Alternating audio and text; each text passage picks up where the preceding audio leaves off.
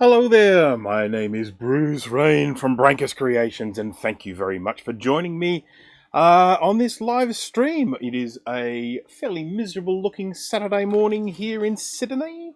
A quick hello to Mystery Margot, to Jay, to Sean, to Thomas, to Michael, to AA, to Steve, Divisions. Who else have we got here? Madeline is here. Drake 9800 is here. And Dana Siberia is here. Hello, Dana.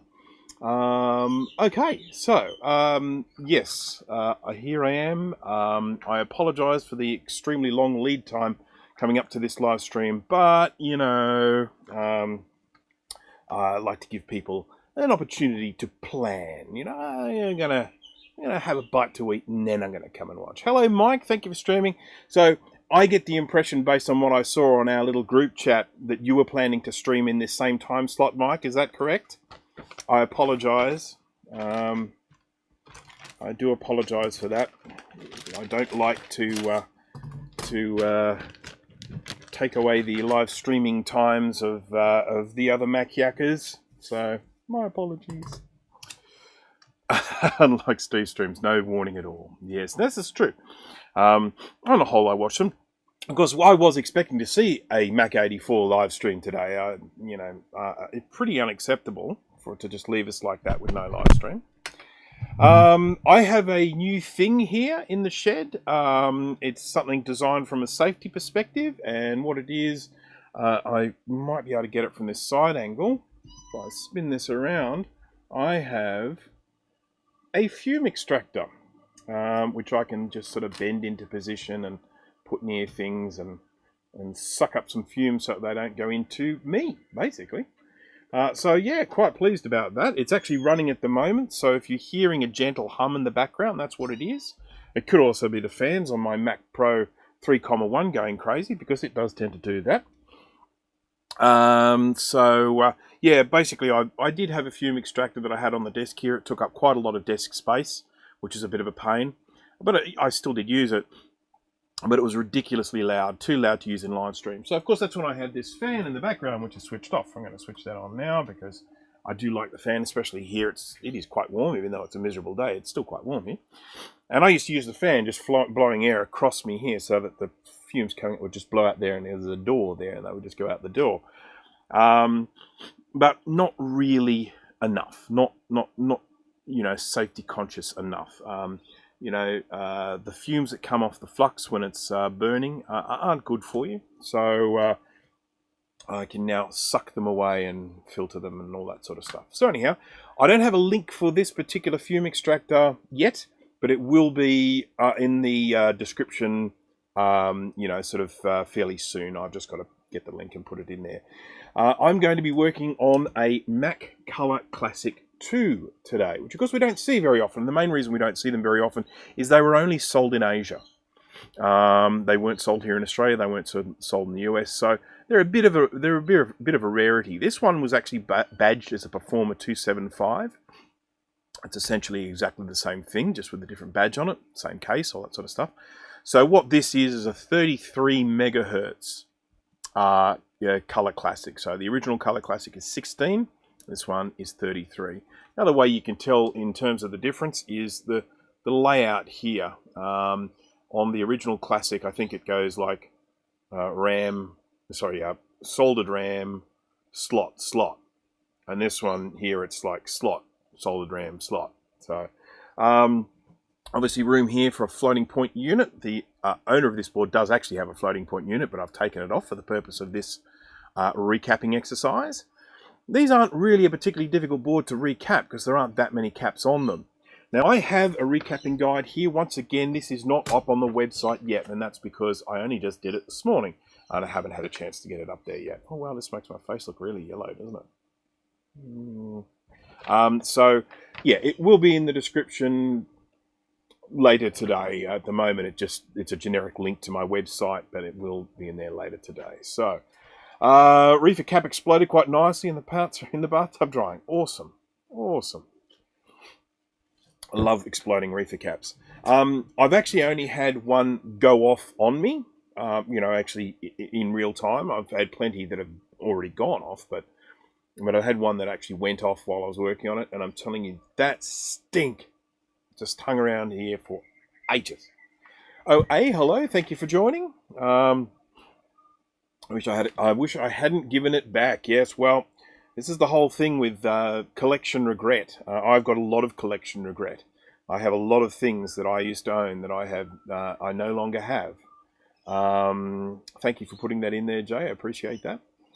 Leo Schneider, hello. So I do actually have a Color Classic. I've actually got two Color Classics, but one of them is completely rogered. It doesn't work properly. It's got problems. There's damaged pins on the boards and stuff like that. It's going to be getting dismantled and turned into a testing rig for testing these sorts of boards. Because when I'm working on these boards, when I'm trying to diagnose them, it's really important to be able to take readings while the board is switched on. And that's really difficult when you've got this connector along here. So you put this in the computer and it's plugged into the connector. You can't get test leads on it because it's inside the computer. So I've got a Color Classic, which is in a pretty poor state. You know, case is terrible and all that sort of stuff. And I'm basically going to turn it inside out so that I can use it as a testing rig. So I can plug this into the computer, have it out, and then get test probes onto it, or the oscilloscope or on the multimeter. So chip Connect, something like that. Digital Resurrection. Hello. Thank you for joining. So yes, you are correct. Color Classics sold in limited countries, so there aren't many of them around. That is indeed true. As I just mentioned just before you joined this, these were only released in Asia. The Color Classic was never particularly successful as a computer, but it was in Asia. And so when they did bring out the Color Classic II, they only sold it in Asia. They thought, well, you know what? We may as well just sell it to the people who like it. Makes sense. Oz RetroComp. Hello, how you going, Tone? Okay, so let me just have a quick look here. Got an ad for discount cremations when I opened the stream this morning. Yeah, I don't have any control over what ads get pushed out there, but I'm telling you, that's a pretty weird one. You know, I mean, oh yeah, I was just needing to get something cremated. Awesome, discount cremations. I have changed the design of my recapping guides a little bit. All the future ones I do will be done like this with some color coding. I've mainly done that just to make it a little easier to follow. I saw someone else do it, not in exactly the same way that I've done it, but very, very similar. And I thought that looked good, so I just completely and totally plagiarized it. I did a Steve Jobs. SadMac356, hello. Okay. Higher station cremation. Yeah, I mean, look, this mine is marketed as a technology channel, so in theory, the ads that should be getting shown on there should be technology based. A lot of technology advertisers out there that like actually advertising on tech websites. So yeah, who knows? It's obviously just got to do with, I mean, advertising in general. I have some websites that I get advertising revenue from, and sometimes I get really good revenue from the website, and sometimes I get really lousy, and yet my number of views is quite consistent. And basically what that tells you is that they have just been putting ads up that people aren't interested in and aren't clicking on. And so that's something that I just can't control. I mean, I can have a website that draws people to it, but I can't control whether the ads on it are good. And that just has a lot to do with the people advertising, whether certain companies have got a big marketing push or something like that. Yeah, because you just watch your site, your site traffic, and it's the same. When yet your revenue's going up and down. So anyhow,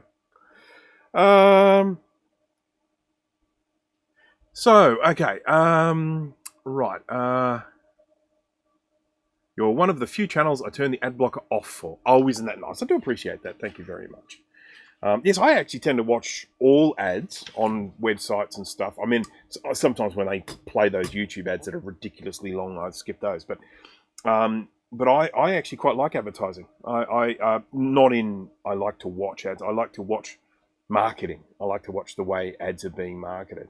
Oh, hey, thank you very much. That is a super sticker. Holy mackerel, what was that?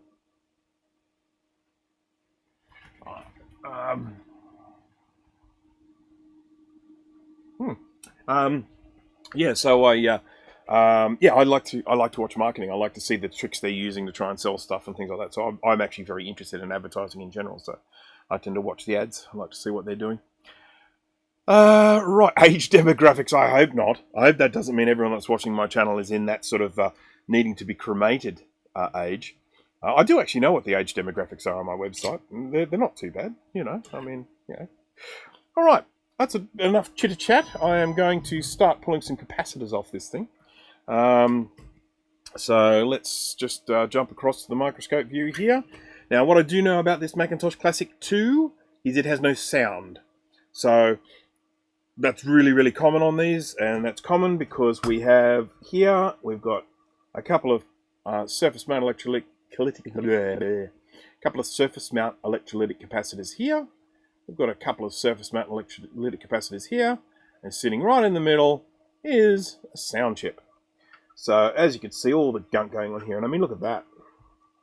And what's going on there? Huh? What's all that about? Crazy. So we're going to have to get these off. As usual, I'm going to be using a hot air station because, you know, it's my thing. I'm going to use my little heat shields. It does look a little like cheese, doesn't it? Not very appetizing cheese, though. One of the things that I really don't like about the original Classic, and it's not an issue here, these little earth things. You can't see. There we go. These little rounding pins that stick out, and they touch the base of the computer when you slide it in. They fall out of the original Classic. These ones look like they've actually been soldered on, have they? No, these ones fall out too. Hate them. The LC575, they're soldered on, but these ones they're not, and it just annoys me. Gunge and punge. Let's just see. Well, this is going to smell. There's no doubt this is going to smell. So we can definitely say there's going to be punge with this one. Now I need to protect my my processor direct slot here, LC processor direct slot. One of Apple's greatest little innovations was the processor direct slot on the old LCs because of all the wonderful cards that were available, and because they're available across a whole range of computers.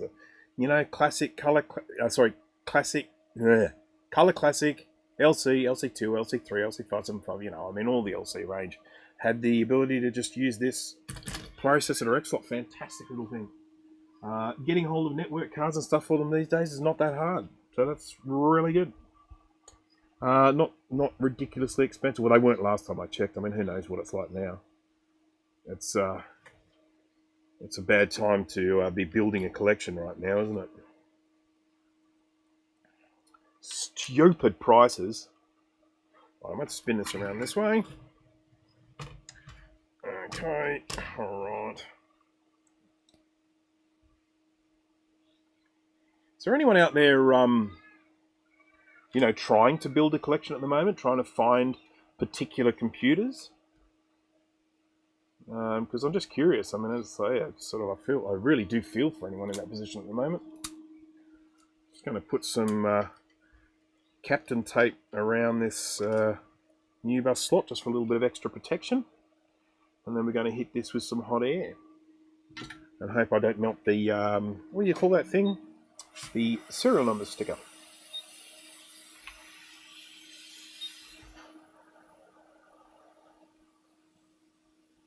Retro Techie, hello.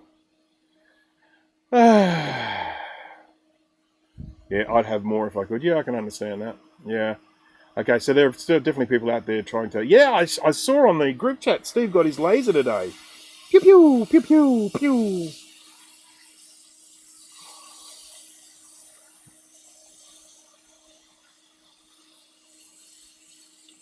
$100 microfarad, 6.3 volt capacitors. Yay.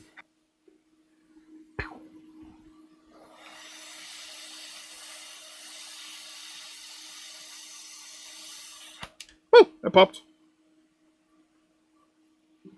That's obviously going to be what this board's going to be like. It's going to be a popper. She's about to blow. Oh, that stinks too.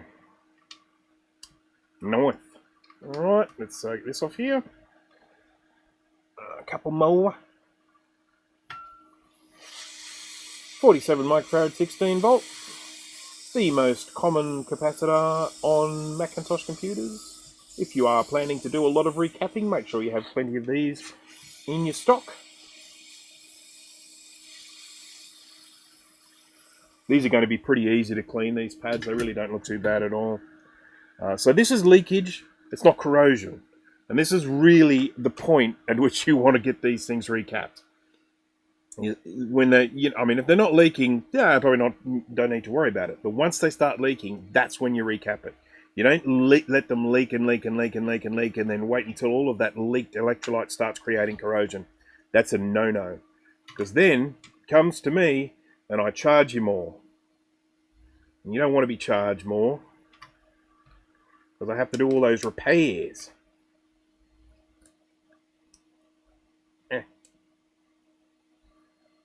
Hugo Rewaki, hello. Thank you for joining. Trying to click PS2s again. Yes, that doesn't surprise me. On some NuBus machines back, I have a box of 40 to 50 NuBus cards and nothing to use them in except a non-working 2CI. Well, let's see if we can make that a working 2CI. How about that, Dana? That sounds like a first step. And I'll tell you what, we might be able to come to some sort of arrangement if you like. I would be happy to do a recap in exchange for a NuBus card or two. Just putting it out there. Just putting it out there. Oops, I need more heat shield here, don't I? I want to melt these ROM chips.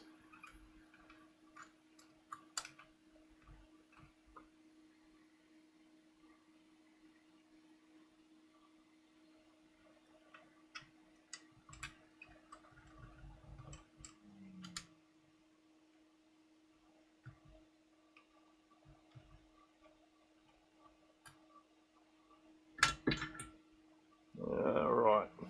These caps suck because they're right in the middle of a sea of plastic. The sooner I get these off, the happier I'll be.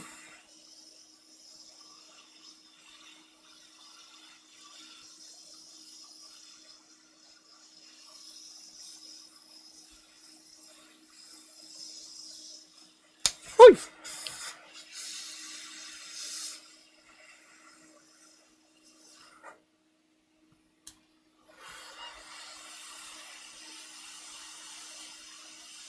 Oi!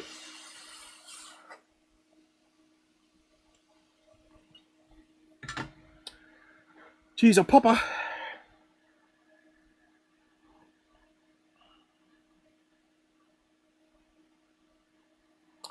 How many years have you done this kind of work? Not actually that long, not as long as you might think. I started doing kind of micro soldering, you know, really fine soldering and computer repairs. Oh wow, it's a few years ago now. But I didn't start doing the retro stuff until quite recently, and that just basically came out of more of a necessity than anything. I was interested in the vintage Macs, and then I had people sort of saying to me, you know, oh, I need to get this recapped. I wonder who can recap this. And I said, well, look, I can recap it because, I mean, at the end of the day, I wasn't a recap expert, but, I mean, I was pretty handy with the soldering iron, and I had all this gear, like the microscope and the soldering iron and all that sort of whatnot. And so then I started taking on some recapping, and then it just kind of ballooned from there. And it's got to the point now where I just do so many recap jobs that, you know, I'm sort of doing them in my bloody sleep. And, of course, repairs. I do, in my videos, I am always trying to encourage people to do their own recapping, but sometimes that goes wrong. And I actually have a board coming to me shortly where the owner has had a crack at it and they've actually damaged it. And I don't criticise people for that. That's, you know, I recommend people don't try on boards that are valuable if they're trying it out for the first time. Try on something cheap and rubbishy. But if you have got yourself into that predicament, I'm never going to criticise someone for having a crack. And then, yeah, I've got to try and repair it. Ding. How am I doing here? How am I doing? How am I doing? Am I doing all right? Yeah. There we go. I don't want to get too much heat on the little oscillator, because apparently oscillators don't like heat too much, but I blew the heat this way.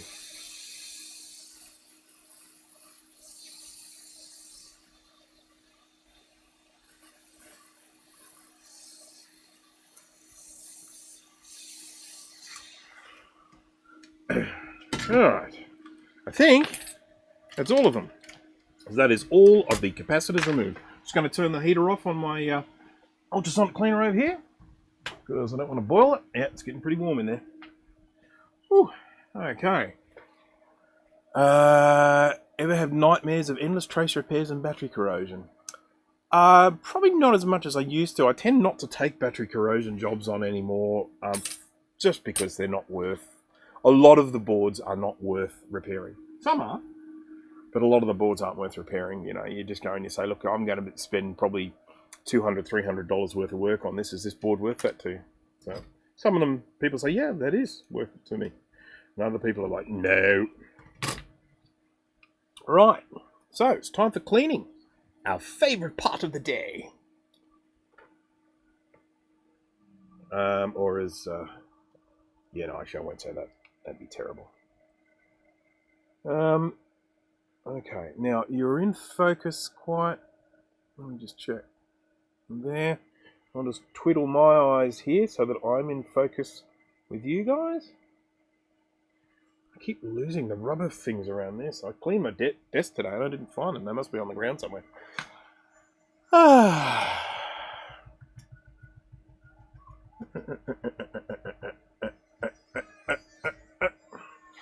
I should mention that I have been soldering for a very long time, but I didn't actually get into the real micro soldering until later.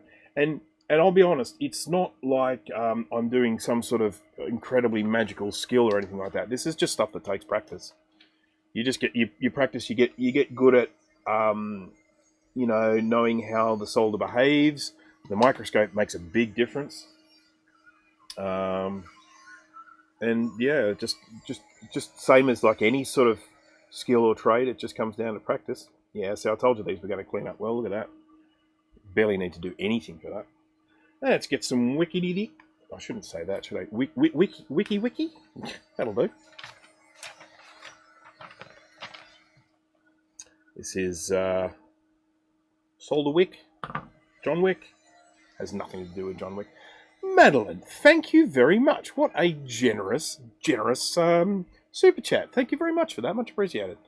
Bruce puts up with me bringing him all kinds of weird and wonderful machines to repair. It's interesting, Madeline. Today was a toss-up between this computer, your LC2, and another Mac 2. So this one ended up winning out only because it's a little bit rarer than the Mac 2. I'll probably get this one done quicker too because the LC2 has so many capacitors on it. I'll do that at a different time when I can, you know, sort of... Because I mean, when I do live streams, I always recap everything about 3 times slower than I do normally. So look at the way that smoke is just sucking up. It's just disappearing. It's not getting in my face because I've got my awesome... I mean, look at this. Look at this. I don't know if you can see it. See it? I'll turn this off for a sec. See? There's my little fume extractor sucking up the fumes. I'm very happy with this. Very happy. Jeff Barnard, hello. Pad cleaning is so satisfying. It is just great seeing them come up looking like new, isn't it? There is an LC, I think LC1, original LC, for sale on Australian eBay at the moment. And in that ad description, it says recapped by Bruce Rain, and I just want to let people know that it was recapped by me. He's not just using my name trying to scam people or anything like that. It is actually one that I recapped. If that ever does happen, if ever anyone is looking to buy something on eBay and it says that it's been recapped by Bruce Rain, just be aware that I keep records of the serial number of every single computer that I recap. So if you ever wanted to check that with me to see whether someone is telling the truth or telling a lie, I'm always happy for that. Don't mind that at all.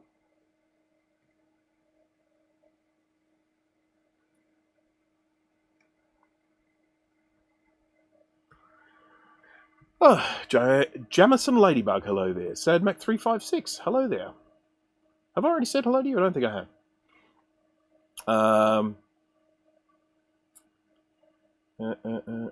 Did I say hello to you, Andrew? I'm pretty sure I did, but I can't remember. Has anyone ever asked you to fix an Acorn Archimedes? I can tell you, absolutely not. Battery fails to take a lot of traces at once. Yes, no, I've never done that. I have done, I did do something else. I did some sort of Windowsy PC, not Windowsy, but like PC type thing for someone a while ago that had battery damage, and I had to fix a bunch of traces, and it worked afterwards. I generally don't like taking those sorts of things on, and there is really only one reason for that, and is that if I don't know the technology very well, it makes it very hard for me to test. And I need to be able to test things before I give them back to the customers. It's just how it goes. And so when people send me stuff and they say, oh, can you repair this? My answer is usually, look, probably. But, you know, I mean, you're probably better off going with someone who knows that technology a bit better. Because, you know, I might go in and recap it. I mean, I had that with the situation just recently where the computer that was misbehaving. And I just thought to myself, there are 20 different things on this computer that it could be, and I have no way of properly testing it, properly diagnosing it. You know, I mean, with something like this, I've got so many bits and pieces. You know, I can say, oh, it might be the CUDA chip, or it might be the sound chip, or it might be these caps, or, you know, and I know certain symptoms, what causes them, and so it just makes it really a lot easier for me to repair stuff. So yeah, on the whole, unless people are really desperate, I tend not to take on things other than the technology that I know. And of course, the other thing is I get so many of these sent to me anyway that I'm not really in a situation where I'm desperately hunting for different types of work. So here's the area of the ugliness. So we're going to have to do a little bit of cleaning around here. I particularly don't like this little blackened section here. Don't like blackened things on boards. It's not what you want. It's usually an indication of something shorting and burning, and there we go. So I'm going to have to clean that up. It's like, you really need an infrastructure of other stuff to support them and get files on off. That's exactly right. Dana, that is absolutely nail on the head. I have, I don't just have one or two vintage Macs. I've got heaps of them. And I've got tools, and I've got testing rigs, and I've got...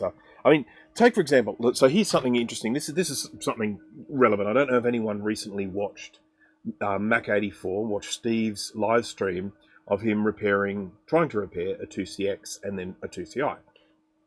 Fun stuff. If you've got yourself a spare 6.5 hours, check out the last live stream. And basically... Steve had this situation with a 2CI that was dead every time they connect the power supply up to it. Now, he worked through a lot of things and got it working afterwards, which is fantastic and it's excellent. But one of the things with that particular computer that I would have been able to do, as soon as I got it, was I would have been able to get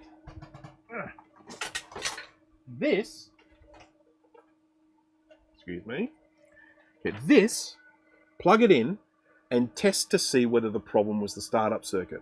This power supply that I've made up with the 2CI connector there, what this does is this hotwires the computer to switch on regardless of the startup circuit. So a 2CI or 2CX you would normally switch on with the power button on the keyboard or the power button on the back. And it's kind of a soft start. It's actually like software driven almost. It's like it's not actually like flicking a switch on the back to switch it on. Now, what this power supply does is this hotwires it. This actually goes in and makes the 2CI start up regardless of whether you press that power button or not. Now, in the instance of Steve's 2CI, I am almost certain that if I'd have connected this up, the computer would have fired up straight away. And that would have instantly told me that the problem was on the startup circuit. And then I focused just on one location of that board. I know that's the spot that I need to be looking at. And it's those sorts of diagnostic tools that allow you to shortcut to where the problem is, look exactly where the problem is going to be, rather than sort of, just guessing. you know, it's like this not having a sound chip. I mean, I know exactly what to do in order to get this to have sound again. So, yeah. Anyhow, I prattled on a little bit there, didn't I? Well, these pads are just coming up looking so nice. It's going to look delicious once finished. Sorry, the lens is a little bit glary. I wonder if it's this Barlow lens dirty. Let's clean the Barlow. Mike, wow, look at the generosity being thrown at me today. Thank you very much. Visit the shack. We have Macs and PCs living together. The end of the world is coming. Eat at Joe's. Look, I'm telling you, that is actually a very good recommendation. Do go and check out Mike's Mac Shack, his channel, and if you haven't subscribed, please go and do that right away. Great stuff there. Now, Mike, can you remind me, what was the name of that little palm top thing you were looking at in that video the other day? That was such a cute little thing. I loved it.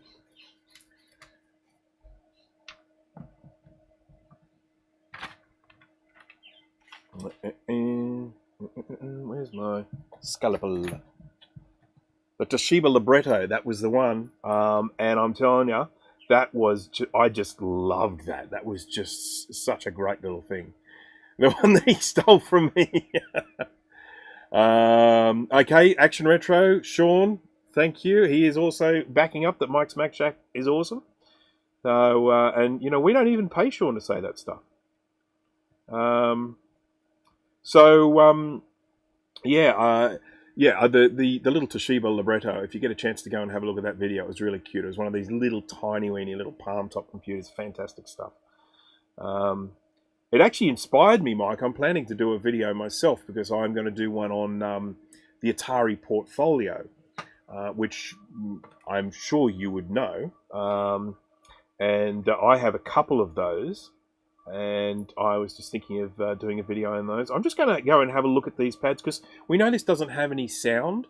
So I'm just going to go and check on here where we've got all this nasty corrosion. I've got one here that doesn't look too crash hot. So that's this one here. I'm going to just expose a teeny weeny little bit of trace here. That I will actually, that's a dumb place to expose it. Let's expose it here. Just a bit there. Just expose enough trace for me to get a reading on the old multimeter. Okay. It was definitely the libretto. Recap.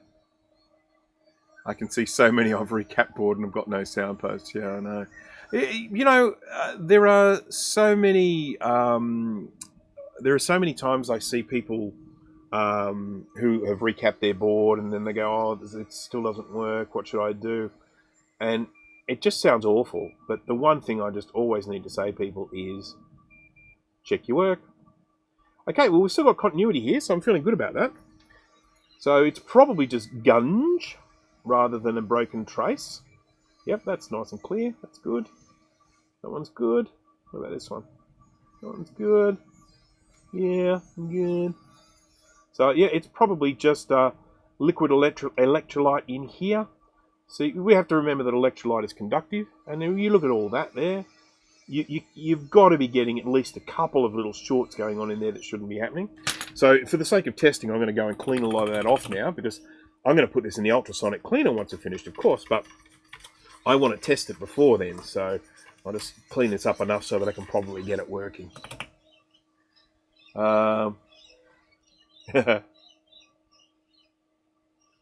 Yes, Action Retro is pretty cool too. I mean, it goes without saying. Not that Sean needs any help from us for getting subscribers at the moment. Crikey, have you hit the 10K yet, mate? So just, yeah, I mean, if you haven't subscribed to Sean from Action Retro, please get on the bandwagon and do it because he's smashing it at the moment. I'm sitting on about, what, 5,400 or something? And I was way ahead, I think, once upon a time. I looked at Sean's, I was like, oh, I thought Sean had more subscribers than that. No, he hasn't got that many subscribers. And I come back the next day, or something like that, and I look and it's like, what? He's got more than Grudy now. What the hell, man? Christopher Bourne, hello. All right. So I'll clean that up a bit. Looking good. We've got a little bit of scunge going on in here. I'll see what that is. I'm not just trying to get these working when I work on them. I'm also trying to keep them working. I want these things to stay functional for as long as possible. So if I feel that things need to be cleaned up a little bit in order to add some longevity, let's see what's going on with this one here that I've been scraping, because it's got a little bit of a gap there, a gap. And I want to make sure that we still have continuity there. Beep, beep. Yep, we have. What about here?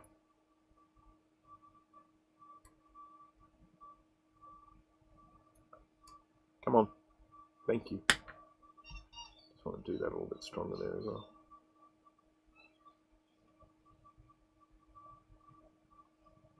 Let's get a bit of solder onto that one, I think.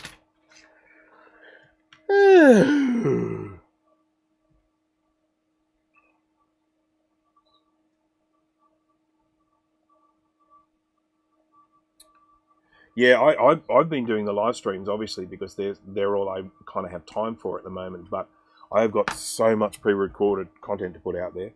So just to give you an idea of the things that are coming that you can look out for, I've got my video on ultrasonic cleaners.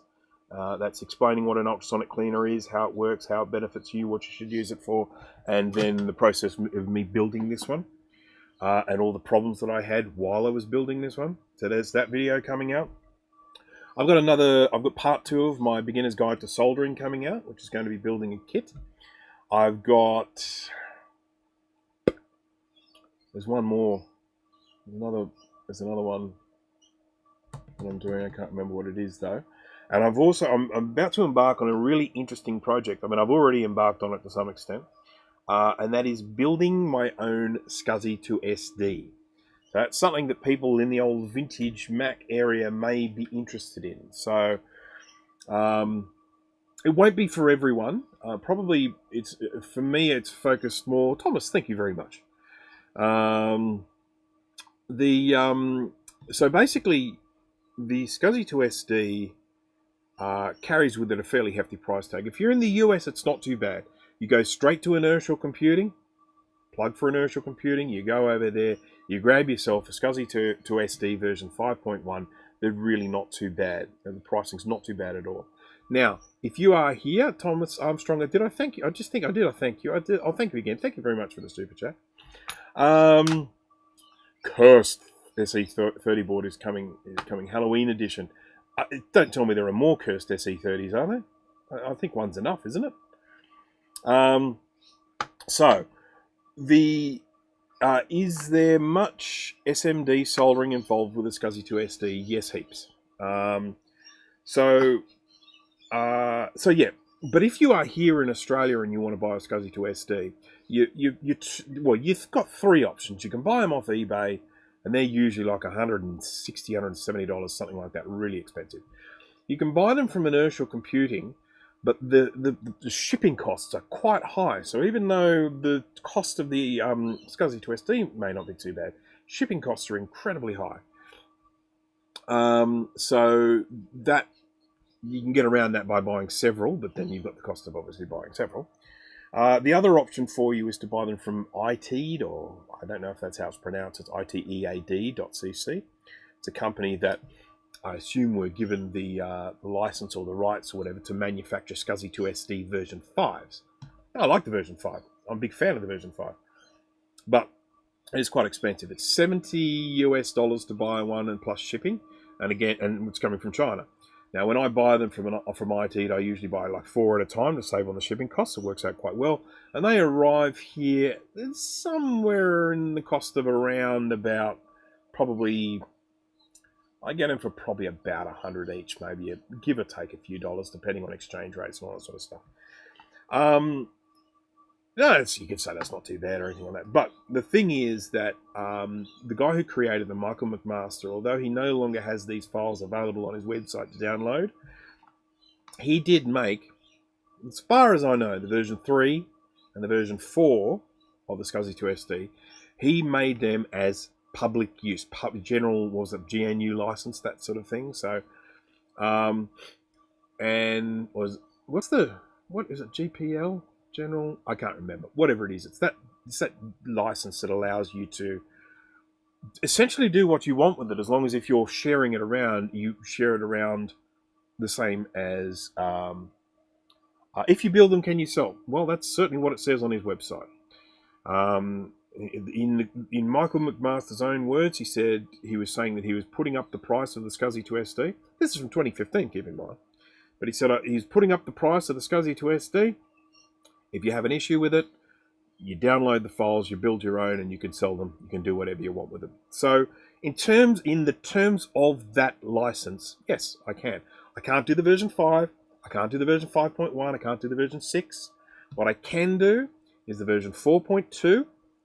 I can do the PowerBook edition, and I can do the there was a DB25 version, like the SCSI 2 SD version 5.5, but much bulkier. So there are 3 different types there that are covered under that license. Now, I've ordered all the parts to make 10, which was maybe going a little bit overboard because I don't even know if one is going to work yet. But I have ordered the parts to make 10. So I'm feeling optimistic. And I am going to be doing a video of that. That's going to include the blurb that I've just given here, explaining the whole situation with the SCSI 2 SD and the cost and the motivation behind doing it. I haven't built one yet, so I don't know how long it's going to take me. I don't know what the labor is going to be like, so therefore I don't know what the cost is going to be like. I know what the parts cost are. It's in the order this that I've done. I've gone in and ordered them, and the parts cost are, I think, around about $30-something each. So you've got this, obviously the Australian dollars would be cheaper in the US. So 30-something Australian dollars for me to buy all of the parts. Now, again, I bought the parts for 10, so the cost of buying 10 divided by 10 is giving me that 30-something dollars. I'll know the exact amount once I get a little bit further down the track, but that's what it's looking like. But of course, there is the labor in putting it together. There are some 30 odd components to assemble. Now, I love doing that work, so for me, it's a little bit of a fun thing. But I do have to then also factor in that it is time. Doing it for myself, no problem at all, because I essentially want a SCSI 2 SD in pretty much every vintage Mac I have. So doing it for myself, no problem. But will it be cost effective for me to actually make these and resell them? I really don't know. And if I was going to be doing that, I would only be reselling them here in Australia, because as I mentioned earlier, I do not see that this would be a cost effective method for me to sell them to people like in the US. I think it would be cheaper for you to just buy them straight from inertial computing. But in Australia, where we got those high delivery charges, the only one we can buy in Australia here from Michael McMaster, to my understanding, for the ones are the PowerBook edition and the version 6, SCSI 2 SD version 6. But the version 6 is pretty darn pricey. So, okay, PCBWay. Let's just talk about PCBWay for a little bit. So, Sean, what can you tell me about PCBWay? So basically, I have all of the Gerber files for the version 4.2. For anyone here who doesn't wants to know anything about PCB prototyping, you have these things called Gerber files, and they're a whole series of files that are like different layers. So you have a layer for the copper, and then a layer for the mask that goes over top. There's a layer for the vias. There's a layer for the drilling, and of course there's top layer and bottom layer. There's a layer for the screen printing on top. And you have all these files for each of these different layers, and then you just upload it as a single thing to one of these prototyping companies. And I've used PCBWay. I'll be going into greater detail in this, but PCBWay, one of the great things about them is that if you're a first-time user, you get a $5 voucher. And I signed up. I got 10 boards, prototypes, 10 boards made, and it cost me $5.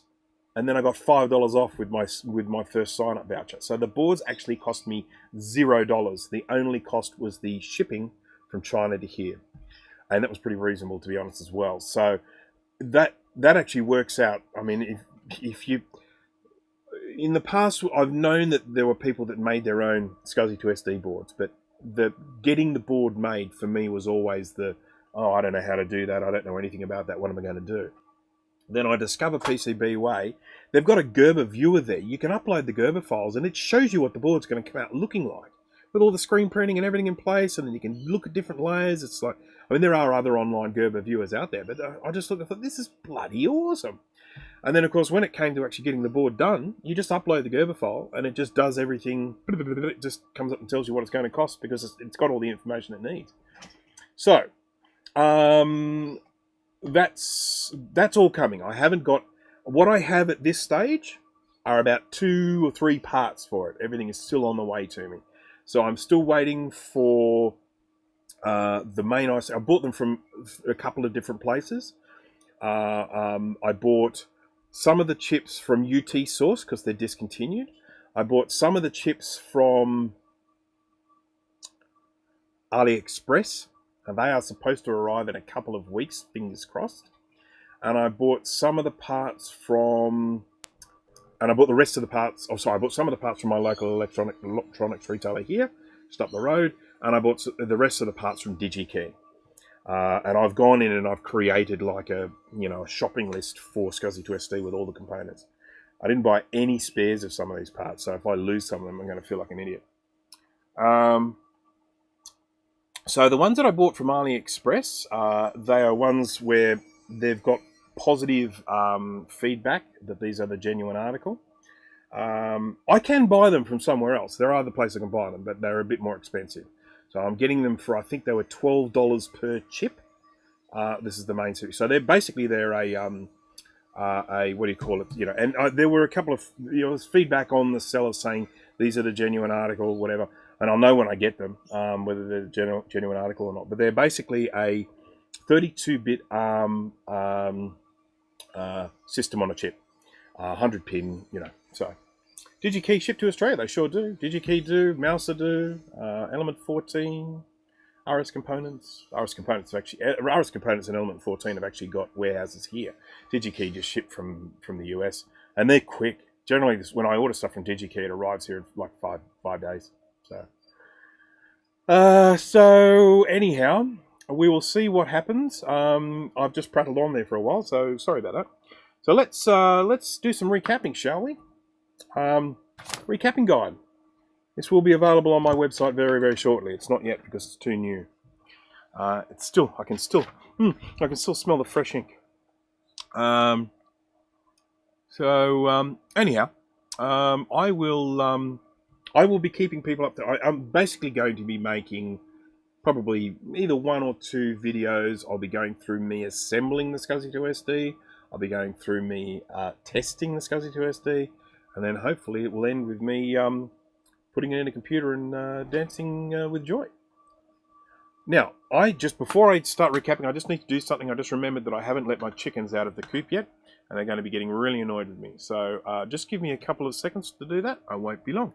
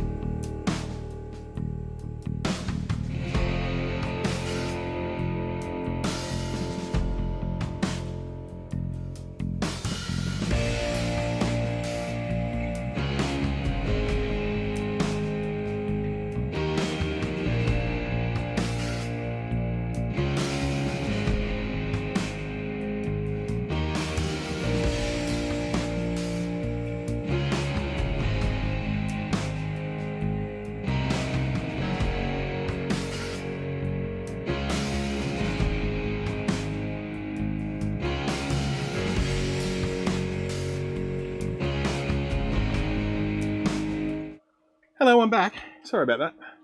I really should have done that before I started the live stream, but I had some technical issues with this. I'm live streaming slightly differently now because I cleaned the desk too, which, wow. Trina, hello. It's all right, Trina. As I said this many times before, we are always just killing time until you get here. So a big congratulations to Trina Conrad for winning the Mac-Yak giveaway yesterday. We had a 1,000 subscriber giveaway. The Mac-Yak channel has reached the 1,000 subscribers, so we had our giveaway yesterday, and Trina was the lucky winner. She won a 2010 11-inch MacBook Air, Intel Core 2 Duo. She won a, what was it, a 2007 MacBook, the plastic one, I think. She won a $50 Steam card and a what do you call those things? iPod Mini. So 2008. Yep, cool. So yep, congratulations to Trina for that. Well done. And considering that Trina has been such a loyal viewer of our show for such a long time, and significant contributor too, I might add, it was actually really wonderful to see her win that. So congratulations. Right. So all right, we're going to recap. That's what we're going to do because that's what we're here for. This is a recapping channel. That's what I do. So let's get some capacitors, shall we? Oh, how did they end up under there? I did some pricing the other day, just to see what sort of cost comparison tantalums to polymers were, because I am eventually planning to stop using tantalums and start using polymer caps. The price is still a bit high. Compared to the tantalums. The tantalums provide us with an incredible amount of reliability, and they are still a more cost-effective option at this time. You might go to send any Marmite. No, we're not the Marmite ones. We're the Vegemite ones. It's the UK people that are the Marmite. We're the Vegemite. Now, I'm telling you, if you haven't been raised with a taste for Vegemite, I promise you, you will hate the stuff. I love this stuff. I mean, I love it. I have it all the time. Okay, we've got 10 microfarad 16 volt. And we need 200 microfarad 6.3 volt. I will come back and I will grab the 47s afterwards. So I've mentioned before, I can't take too many capacitors out at any given time, because otherwise it's just way too tempting for the capacitor fairies, and they steal the capacitors while I'm not looking. Right, 3 capacitors, I should be safe. Okay.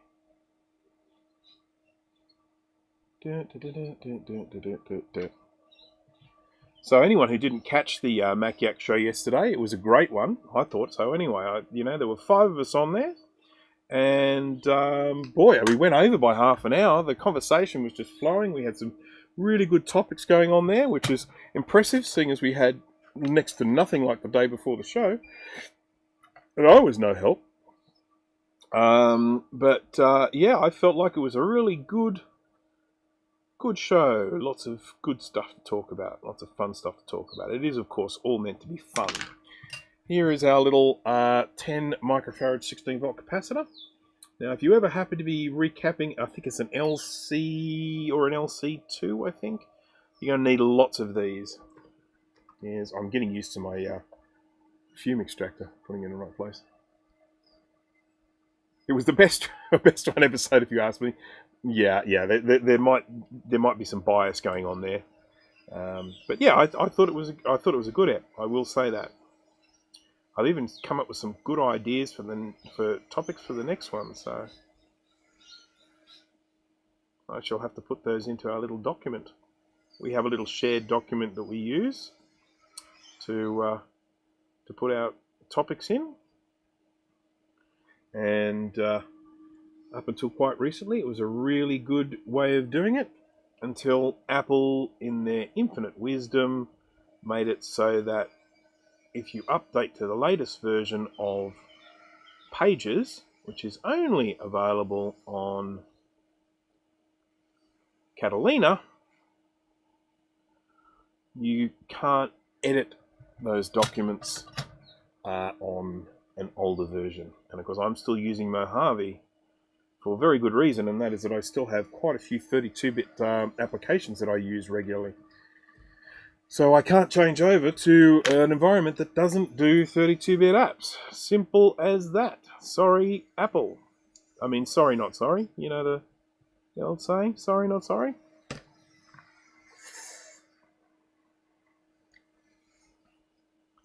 I had to fiddle around with some of those, was it neural plugins they call them? Neural filters or whatever for Photoshop yesterday? Oh, what a pack of nonsense.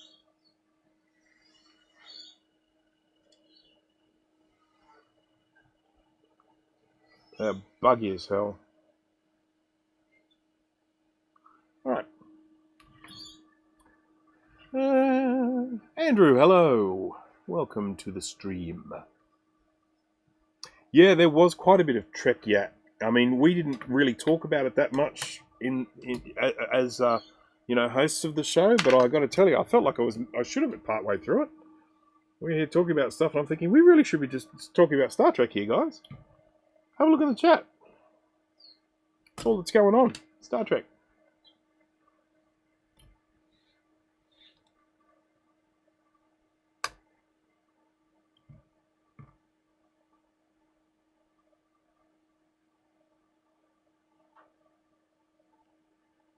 Too much solar. It's okay, but it's too much solar. And it's not too much that I have to take any away, but it's too much solar.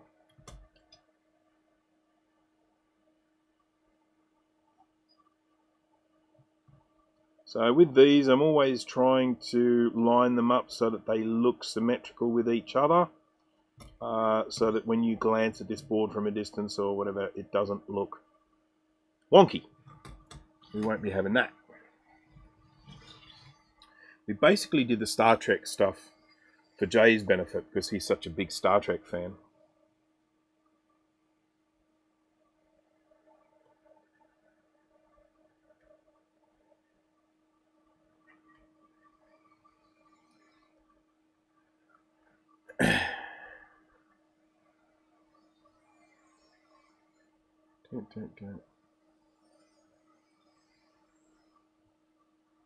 I wasn't a big fan of Janeway, I've got to say. I might be bucking the trend there. I think it was the voice more than anything. I found that kind of nasally voice a little bit difficult. I don't think there was anything wrong with her as her captaining skills and stuff like that, but I did struggle a little bit. I like the actress. She was great in Orange is the New Black. Who else? I see a lot of new Trek shows. I saw one called Discovery, I think it's called, Star Trek Discovery on, I think it's Netflix. I watched Picard on, there's Amazon Prime out here it's on. So I did watch the Picard series. That showed promise, but kind of ran out of steam towards the end of the series, in my opinion. I kind of liked it to start off with, but then by the time I got to like the finale, I was like, man, this thing's getting stupid. Where's oh, yep, sorry. Dana does stuff. Have I said hello to you yet? So tell me a little bit about Discovery, Dana. Have you watched it, and what did you think? I mean, sorry, you said it's awful. What was wrong with it? I mean, is it just like not engaging stories or something like that?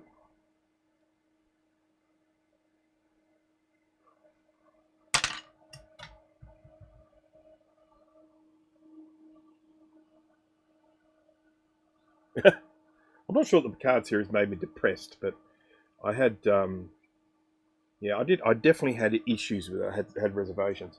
I tell you what, I mean, look, if you're wanting to watch good quality Star Trek, don't watch Star Trek. Watch the Orville. I mean, that is so good. When it first started, it was just a little bit of a comedy novelty. It was like, what's his name? Seth MacFarlane having a bit of fun with Star Trek. But then it really started getting exciting. I mean, we started getting these really engaging, exciting stories. And it was like, this is bloody good sci-fi, and of course there's giggles in it as well. So, yeah, I mean, as soon as I heard that Seth MacFarlane was doing a sci-fi, I thought, yeah, I've got to give that a whirl. And as I say, I mean, the first episode I was in stitches, but it actually just became really, really good sci-fi with humour as well, and that I just love. So, yeah, if you're a Star Trek fan and you haven't seen the Orville, you've got to watch it. It's so much fun.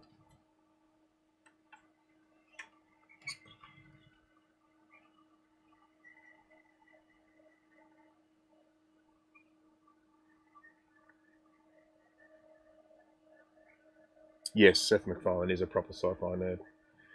He was in one of the Star Trek franchises. He was only in one episode. He just played the part of a kind of a nameless crew member, but he did have a speaking line in it.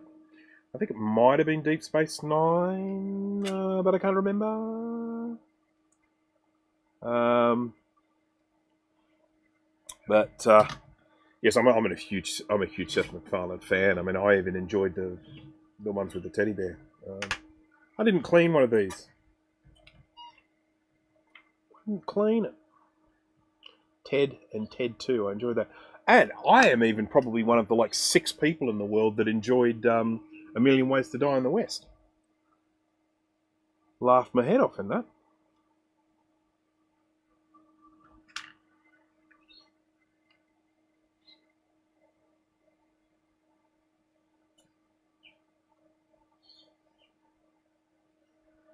I know it copped a lot of flack, that movie.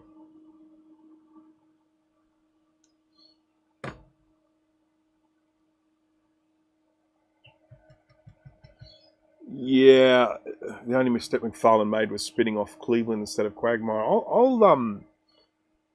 I'll just come out and say that I would rather there wasn't a spin-off at all. I was just quite content with the people that were in it. Of course, it's come back to that now. They all joined together again. I love the relationship between Quagmire and Brian. It always cracks me up. Danny Giacomo, hello. I don't think I've said hello to you yet. So hello. 1, 2, 3, 4. Capacitors. Favorite sci-fi series is Red Dwarf. Yep, I've got to tell you, it's certainly from about series 3 onwards, 3 to about series 6, were just television gold. I mean, the first one's good to watch, but to me, it didn't really come into its own until Crichton became a regular. And once Crichton was a regular on the show, the writing improved and everything, and it just got better and better and better. I mean, Series 5 and Series 6 are just gold. They're so good. So yeah, Red Dwarf, I'm a huge fan. Was Red Dwarf still being made? Interestingly enough, I watched some of the new episodes and they really weren't too bad. The really new ones. They're all looking so old now, of course, but it wasn't too bad. But unfortunately, my wife's not a big fan, so if I watch that, I sort of have to watch it by myself. And I'll be honest, if I've got that sort of spare time, I make YouTube videos or repair computers or something like that. The only sort of TV time I really do have is when I'm sitting down and watching TV at the end of the day with the missus. Okay, we're getting there. Only got 3 more caps to go. How exciting is that? Oh boy, okay.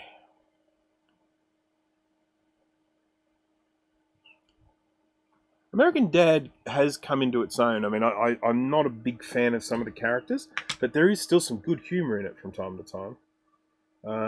I have definitely watched a few episodes of American Dad that made me laugh, but on the whole, I don't seek it out. I don't go, oh yeah, I want to go watch American Dad. If it's on, I might just sit and watch it.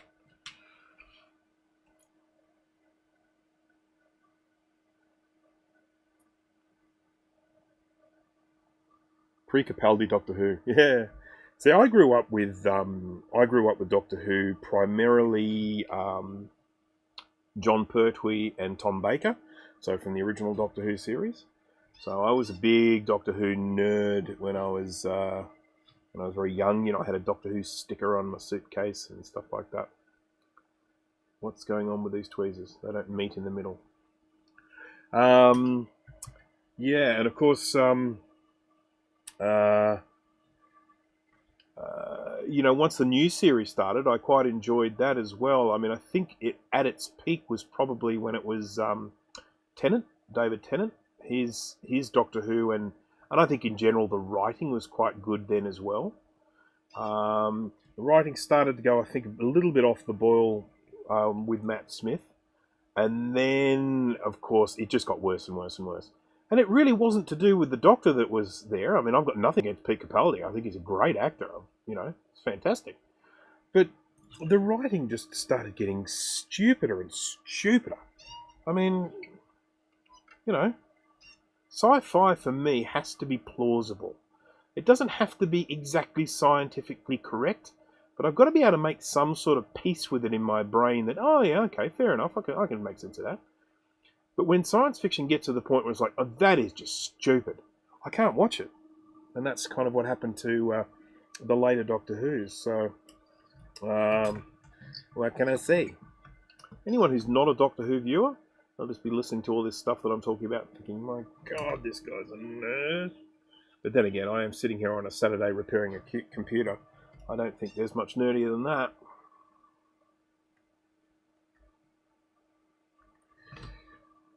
Do.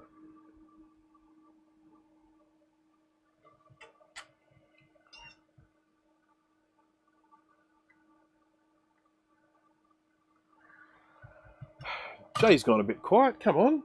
Talking about science fiction. Join in. At least bring up the X-Files or something. Okay.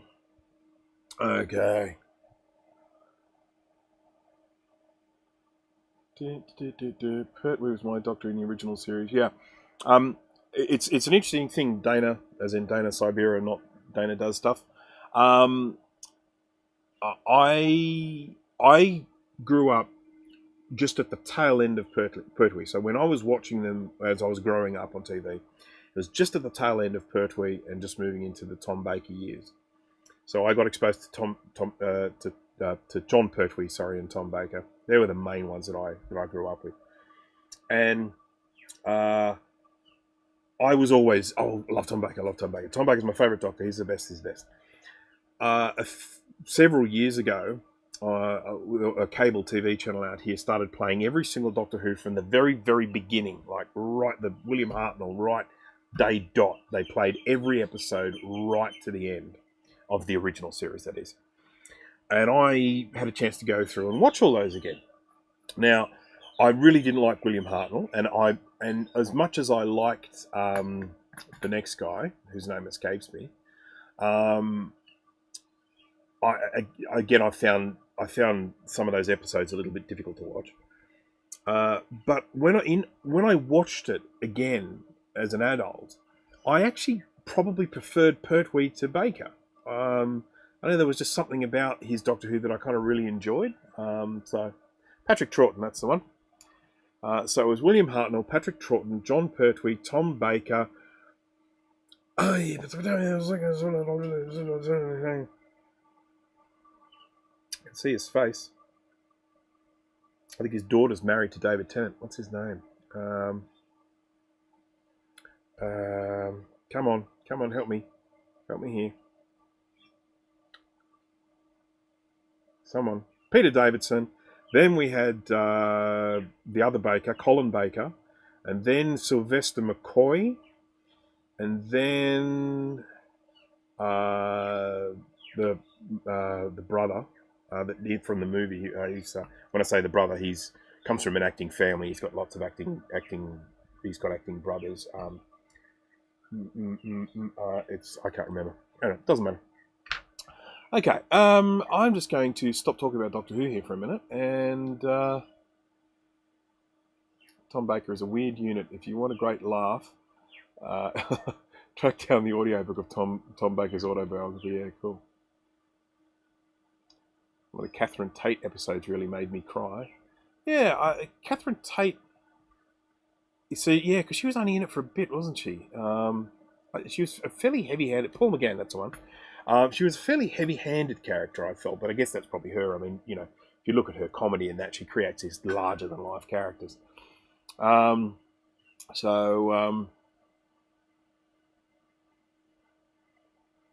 Silence in the Library was so good.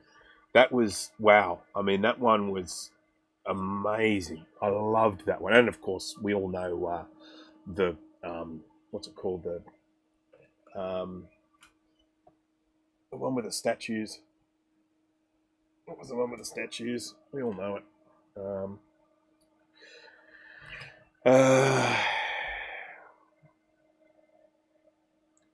Paul McGann was good. Paul McGann's a great actor. I mean, it's like as I've sort of said. I mean, generally, Weeping Angels. Yeah, generally, every Doctor Who that's ever been cast has been very, very capable in the acting department. It's usually been the production of the show that's let the series down during the quieter time. See, even Colin Baker is probably one of the most hated Doctors ever.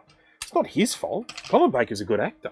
But they turned that Doctor Who into a really unlikable human being. Not a human being. Unlikable Time Lord. Yeah, so that's... Yeah. I have finished this. I need to test it, and I'm talking about Doctor Who. Right, let's have a look here. Checking my work. 47 microfarad 16, 47 microfarad 16, 47 microfarad 16. Checking the polarity. Checking to see they're soldered on both sides. We've got one here. We've got a 10 microfarad 16 soldered on both sides. Polarity is correct. 4716, 4716. They're both facing each other. Polarity is correct. Soldered on both sides. 100 microfarad 6.3. Polarity 1 to the right, 1 to the left. That's all good. And the last little one here. Soldered on both sides. 4716. So there we go. Ta-da! So let's stick...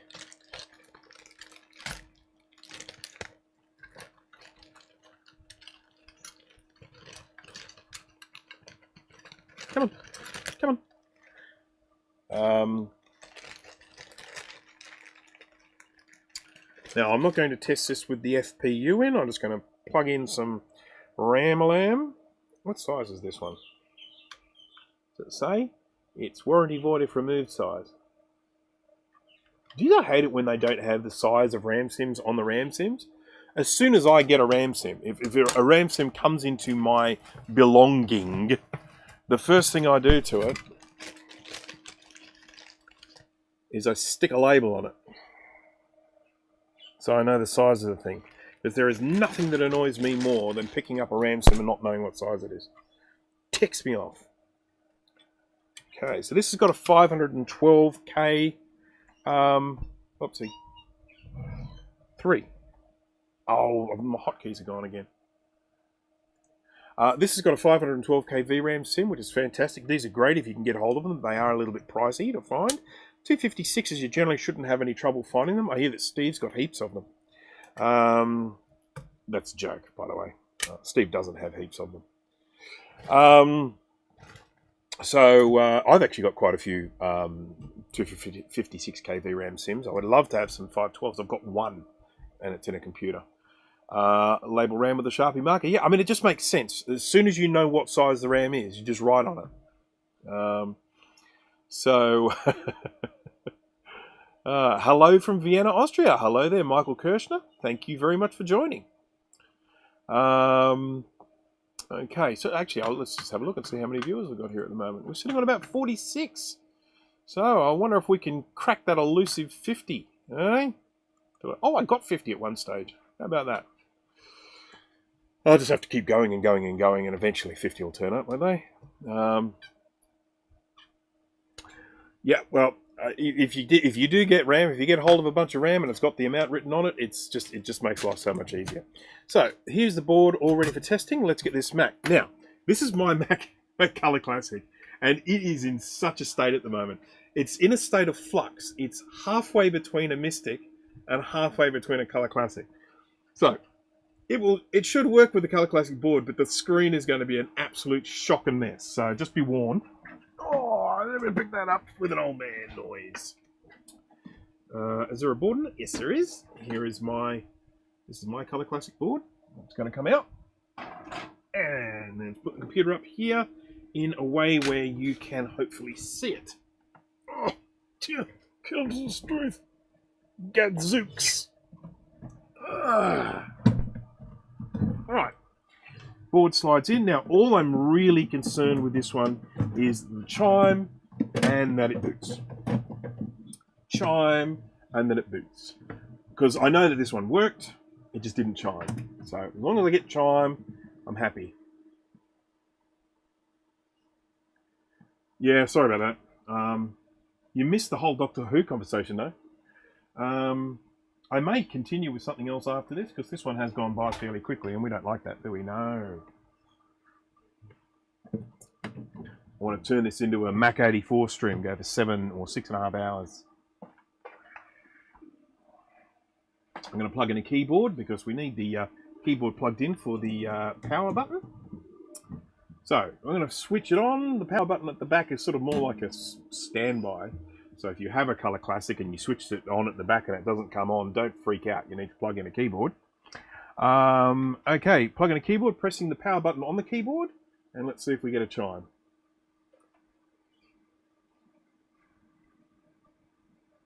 No chime. I hope it's not my computer. I'm pretty sure this one still has sound. I'll swap the boards over and have a look.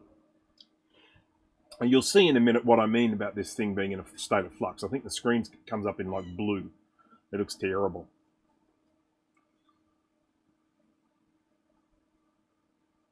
Here it comes. Yeah, it's booting. It's booting. It's all good.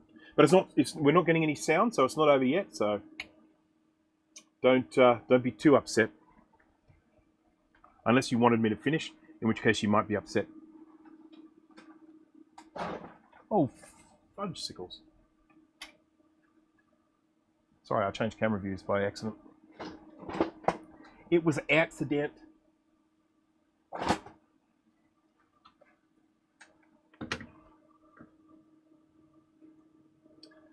See how it's all shifted across and the color's not quite right? That's because I converted this into a Mystic, adjusted all of the display controls for the Mystic, converted it back into a Color Classic, but didn't adjust all of the display controls back, so it's a bit of a mess.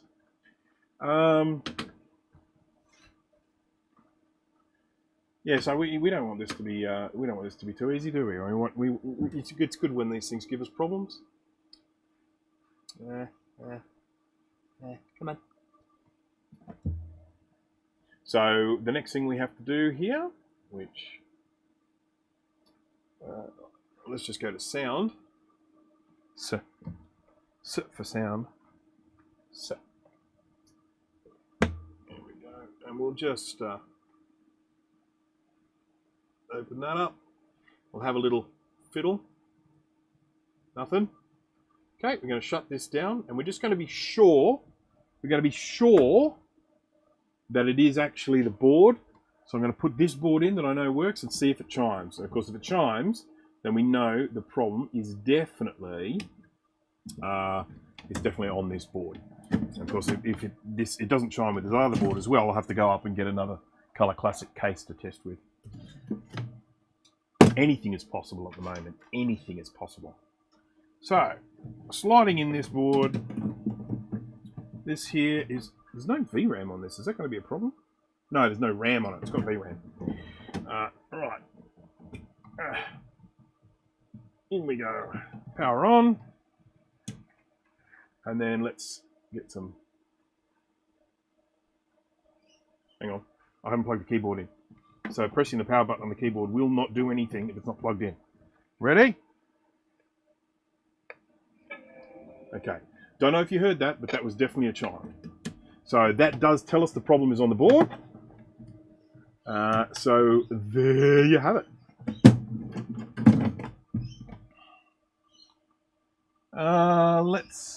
Yes, Steve, I forgot about the fact that I can actually turn the volume up and down with the buttons on the front. What an idiot. I do like my occasional idiot moments. I'm very proud of them.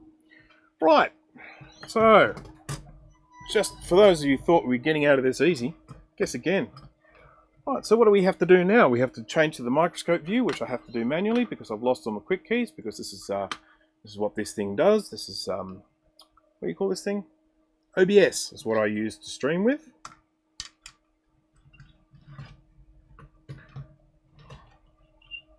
Alright, so it's time to lift off this sound chip. It's upside down now, I apologise, but this is 343S0129-01. And I have a whole stack of spares of these if this one is damaged, but let's hope it's not. Probably just some trace damage. We'll have a look, shall we? This is coming off, a little bit of hot air.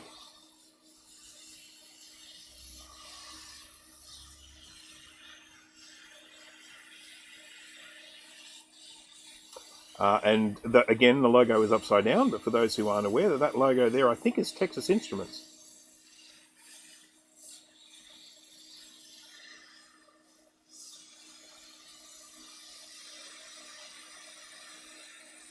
Look at this funk coming out of the hole. Ugh.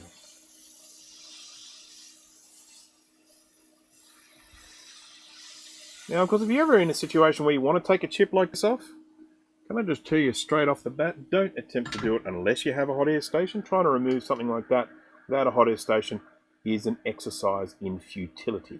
And it's also going to damage your board. This looks awful underneath, doesn't it? Doesn't it just look awful? Yeah. Okay, time for cleaning.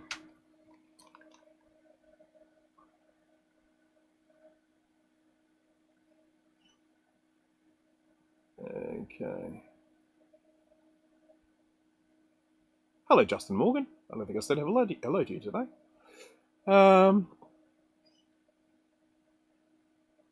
You streaming tonight, Mac84? I honestly don't think it takes too much of a push to get him to stream.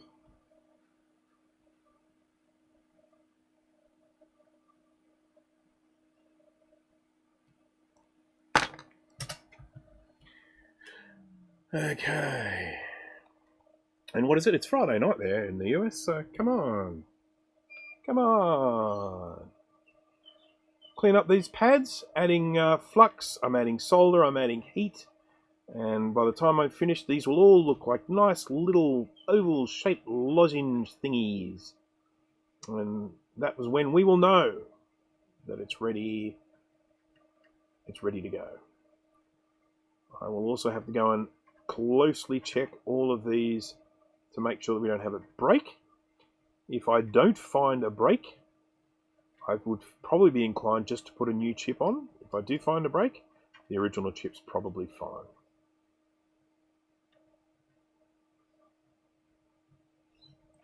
I know you can't see everything here because this chip is a big one.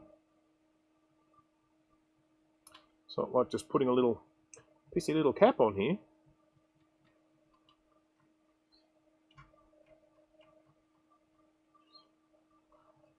I'm using the flat edge of my beveled soldering iron here.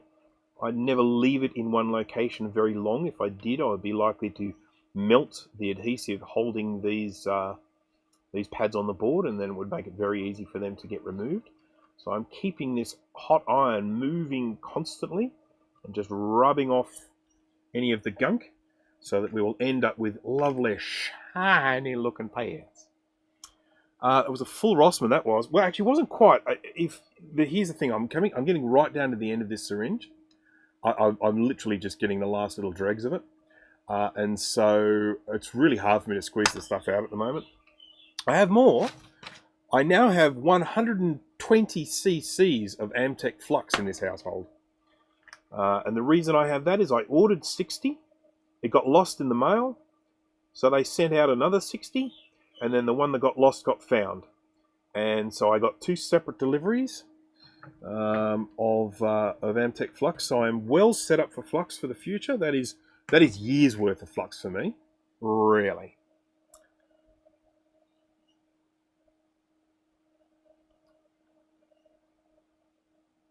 Can you try an LC575 board in the CC without doing the Mystic change? Yes, you can, but it won't work properly.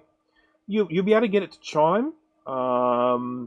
It will probably start to boot, and then you'll get errors.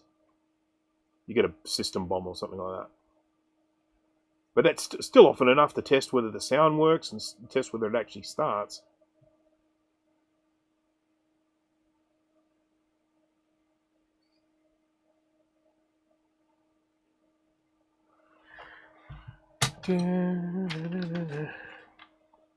Toothbrush, here it is.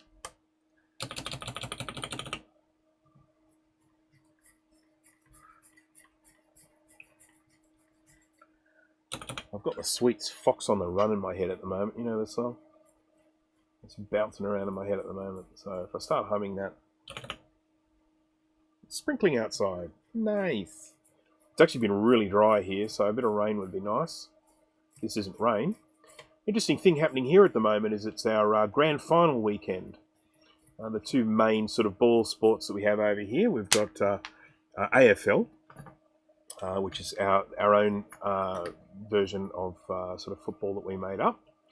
And then we also have rugby league. I'm not an AFL person because I'm not from Melbourne. And then so it's AFL today, rugby league tomorrow. Right, let's have a look-see here and see what we see when we see it.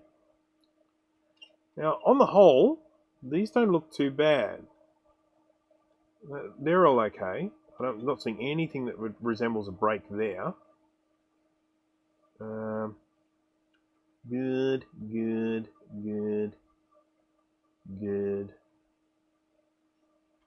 I hate the look of that one. But that was one I did actually test before with continuity, but I will probably put a little bridge there when the chip is back on. What's going on here? Yep, that's alright.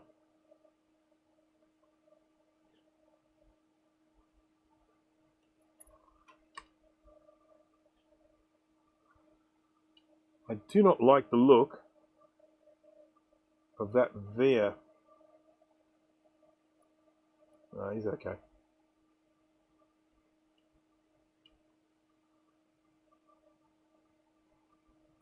Right. Oh wow. Okay. Yes, the flux finally came in 2 batches. I have a Classic II to investigate. Awesome. And an SE30. Awesome. Weird as Godly and Cream, an English, the Englishman in New York, another one. Strange apparatus. Yep, that song used to spook me out when I was younger because of the film clip with all the people with masks. I'm an old person, so I know about that. Young people wouldn't know about that.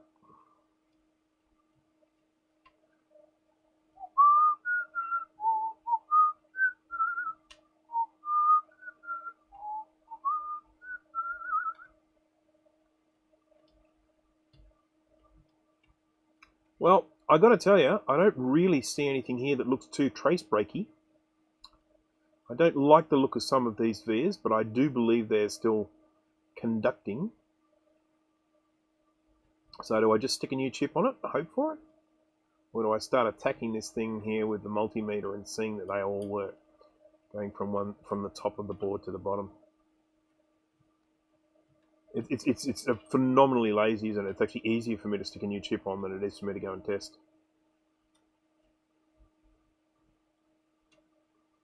But yeah, I mean, all these look all right. Okay. Right, what have I got here? Could the capacitor goo have gone around the other side and corroded through the vias? It could have. It generally doesn't, but I will have a look.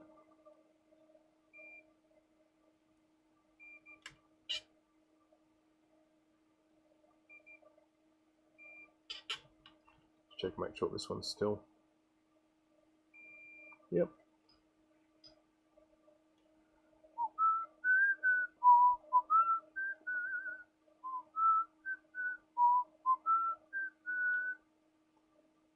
Consonant. It's in my head now, Dana.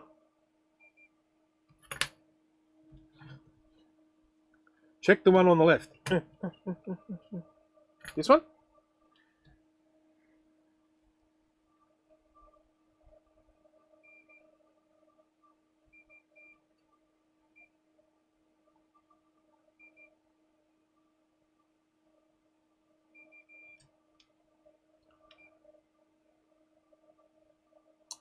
Alright, looks alright. Looks okay to me. Looks alright. Looks alright. Looks alright.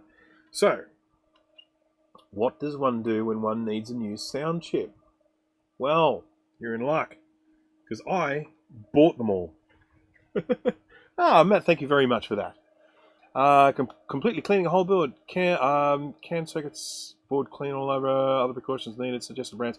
Okay, so I clean in an ultrasonic cleaner. I always clean stuff in an ultrasonic cleaner. Here's one behind me here. You can't see it because I have actually removed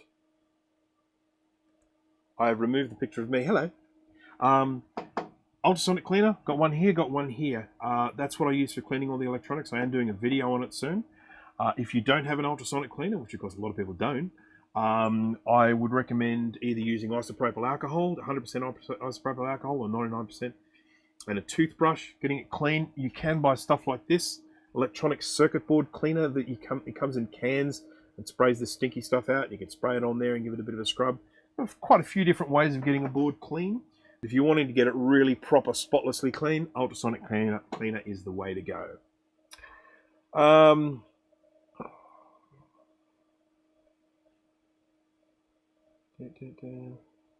Left side of the chip, I saw something. You saw something. What do you see? What do your elven eyes see? Where?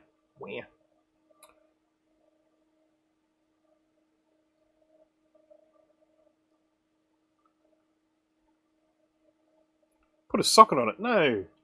Well, number one, I don't have a socket. A surface mount socket. I've only got through-hole one. That's the main problem I have. But yeah, I'm going to stick a chip on it. Where do you reckon they are? They're in one of these MISC containers. Container labelled MISC. I had it out just yesterday. I did a little private live stream for my Mac friends while I was testing some technology. And yeah, the language got a little bit colourful. But I did have my hand on those components just yesterday. Not there. Oh wow. Yeah, not there. Is that it there? No, not there. Is that it there? That's it there. I should label this, shouldn't I? I started off with all of these capacitors, and they're just labelled based on the capacitors that are in them. Then I started getting other things like chips and diodes, and I put them in a container called MISC for miscellaneous. And now I have so many miscellaneous containers that it's very hard to find what I'm looking for. What are you gonna do? Huh? What are you gonna do? Sound chip. It's your lucky day, computer. You're getting a new sound chip.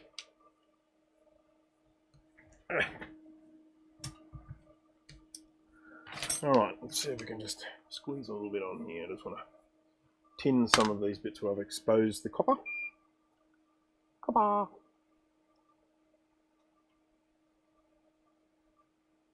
Come on. Anyway.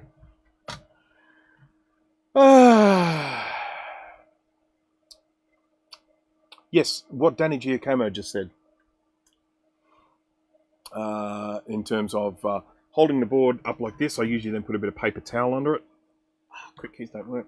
I hold the board up like this. I put a bit of paper towel underneath it, a couple of layers of paper towel, and then spray from the top down. Right.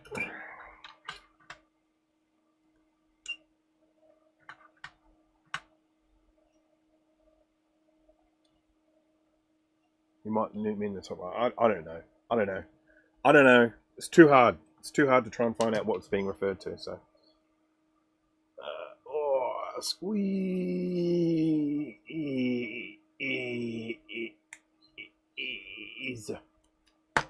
Sorry, I just realised that I've got some exposed copper here, which I need to put some solder on, because exposed copper does not like the air.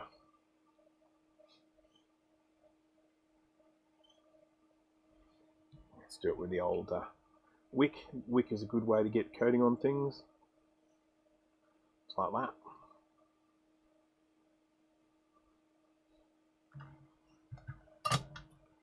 Sent you a text, Bruce. All right. I'm checking. messages. Attachment image. Ah. Okay. That is.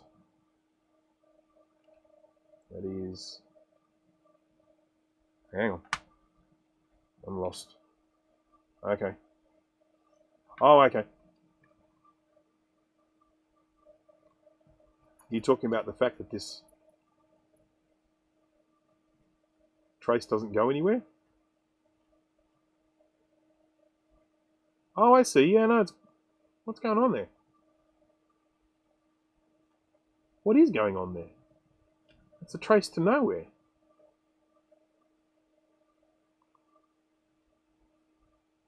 I kid you not, it's a trace to nowhere. Where's it meant to go?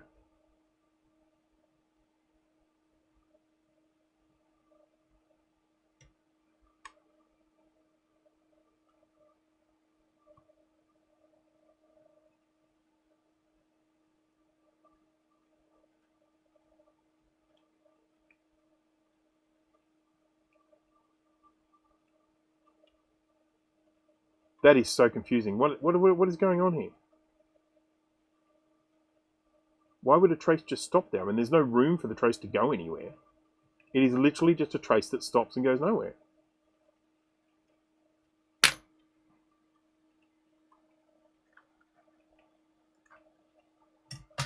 I mean, it physically cannot go anywhere there because there's no room for it. So it does look like it's meant to be that way, but weird.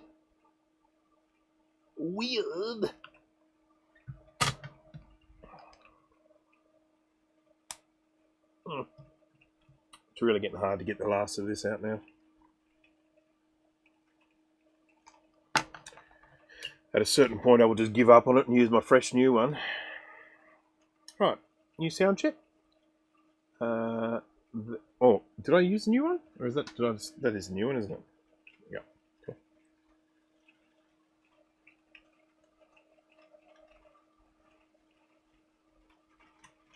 I'm not going to worry about that trace to nowhere because it really doesn't seem to do anything. Oh, it's the sound of rain on the roof.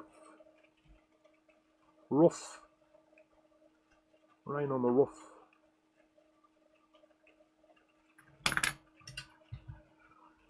Oh, 51 viewers. Yay! I've hit the 50. Woo! I always get excited when I hit the 50. Anyone who's watching who hasn't said hello, please jump on and say hello. If at any stage you do say hello and I don't say hello back, please don't take it personally. I do sometimes miss some of the hellos, but always like to hear from people. Say hello. What else?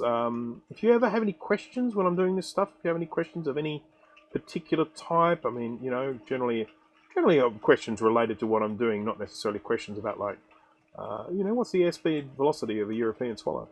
But I am always happy to answer if I can. If you ask something and I don't answer it, I may have missed it in the chat.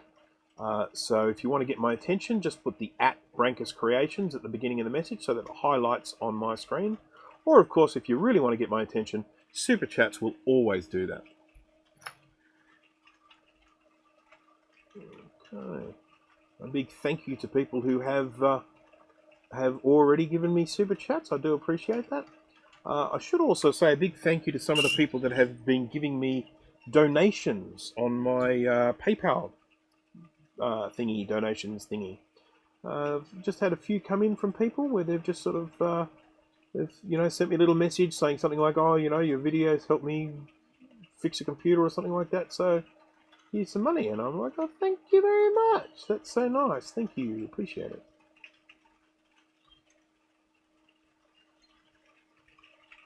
Get too much solder there. I might wick some of that away. I think we've got focus issues here, don't we? Yeah, we sure do. Focus. Focus.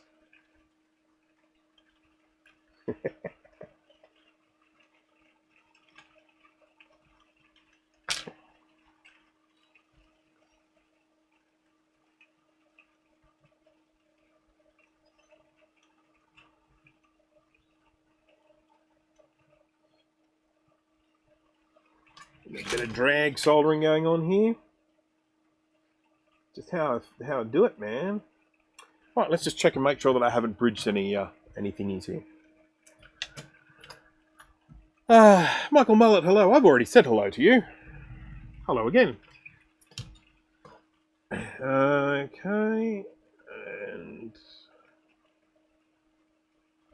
let's put that there and there and there and there. I don't see any bridges. If you see one, please sing out, but they look like they're all good. I have put the chip on the right orientation, which always feels good. I know it's the right orientation because I've got two different ways of turning with a chip like this. This is a thing called a PLCC chip, and it's one of these ones that can either be surface mounted onto a board like this, or it can go into a socket like this. They have this flat edge, which of course lines up with the flat edge of this screen printing. But the other thing is they've got this dimple in here, and that dimple indicates pin 1, and that lines with this white dot here, so that's pin 1 there. So they start with pin 1, and then they count around in a clockwise direction. So pin 1, 2, 3, 4, 5, 6, 7, and so on and so on and so on and so forth. And these tweezers are an absolute mess. So I'm going to stop using them. So, we're ready for another test, are we? I think so. Now, if this doesn't chime, then we know it's not the chip. We know it's a buster trace somewhere, and then I've got to get out the multimeter, and I've got to go and do more testing. Or I just put it in the ultrasonic cleaner, because sometimes that does it. Solar balls.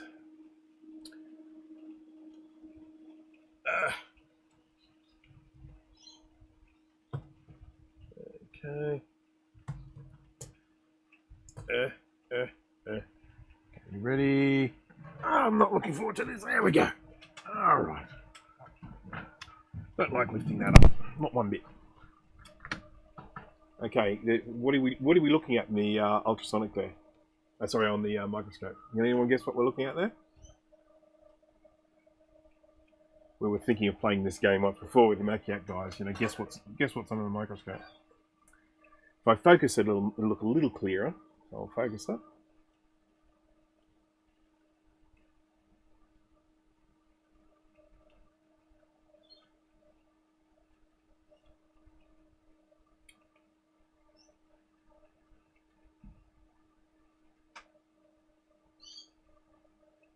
That is a button on the multimeter. So there we go. Wasn't that fun? Can't say we don't have fun on this thing. Right, so board goes in with its fresh new chip.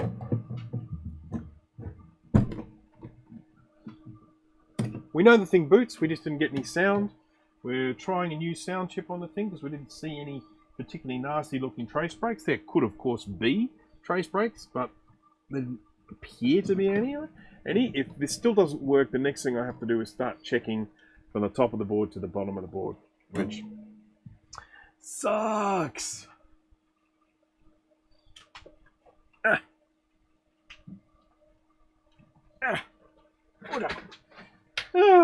Excuse me.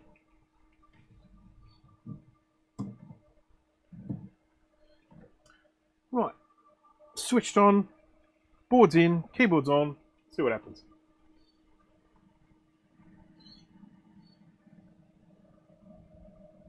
Still no sound.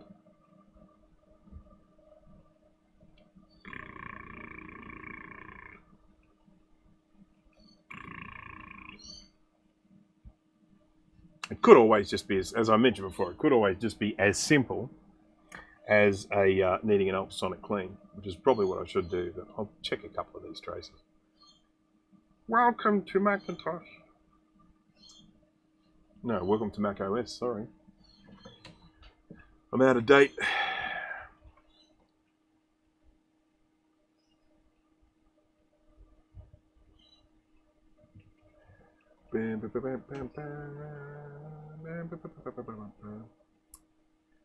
Right. Now I have one of two ways that I can proceed, and I'm going to put it out to everyone there. I I have got a Macintosh 2 board here that needs some trace repair. And I can obviously just continue with the diagnostic on this. But for the sake of keeping people interested, I would like people to say what they would like me to do. Do they want me to stick with this board and start testing vias and stuff like that and see if we can get this one going with some sound? Or would they like me to ditch this one for now, chuck it in the ultrasonic cleaner and see if that fixes it, and move on to a Macintosh 2 board and see if we can do some trace repair on it? So Michael Mullet saying stick with it. I have to not vote, must away in about 10. You can still vote, Dana.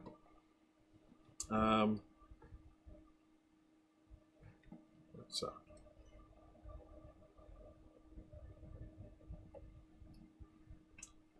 shut down. Oh, okay. Okay, sticks with it. I got a Mac 2. I've got 2. 1, 2. Okay, I've got 1, 2, 3, 4. 4 for the Mac 2, 5 for the Mac 2. I've got stick with it, check vias, stick with it, stick with it, stick with it. So it's even Stevens at this stage. No, now we've just tipped it over 6. Now got 6 for the Mac 2, 7 for the Mac 2, 8 for the Mac 2. Second vote. Actually, that reminds me, Jay. Can you do us a big favour? Can you stick that link to your Apple serial number info.com into the live stream there, just so that people can go in and vote for the Mac of the month.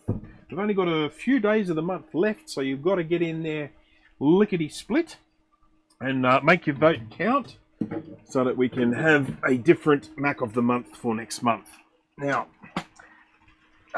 in terms of which ones we have, we've got some interesting ones there, and in actual fact, in my opinion, probably some of the worst Macs that Apple ever made, but never mind, that's a matter of opinion.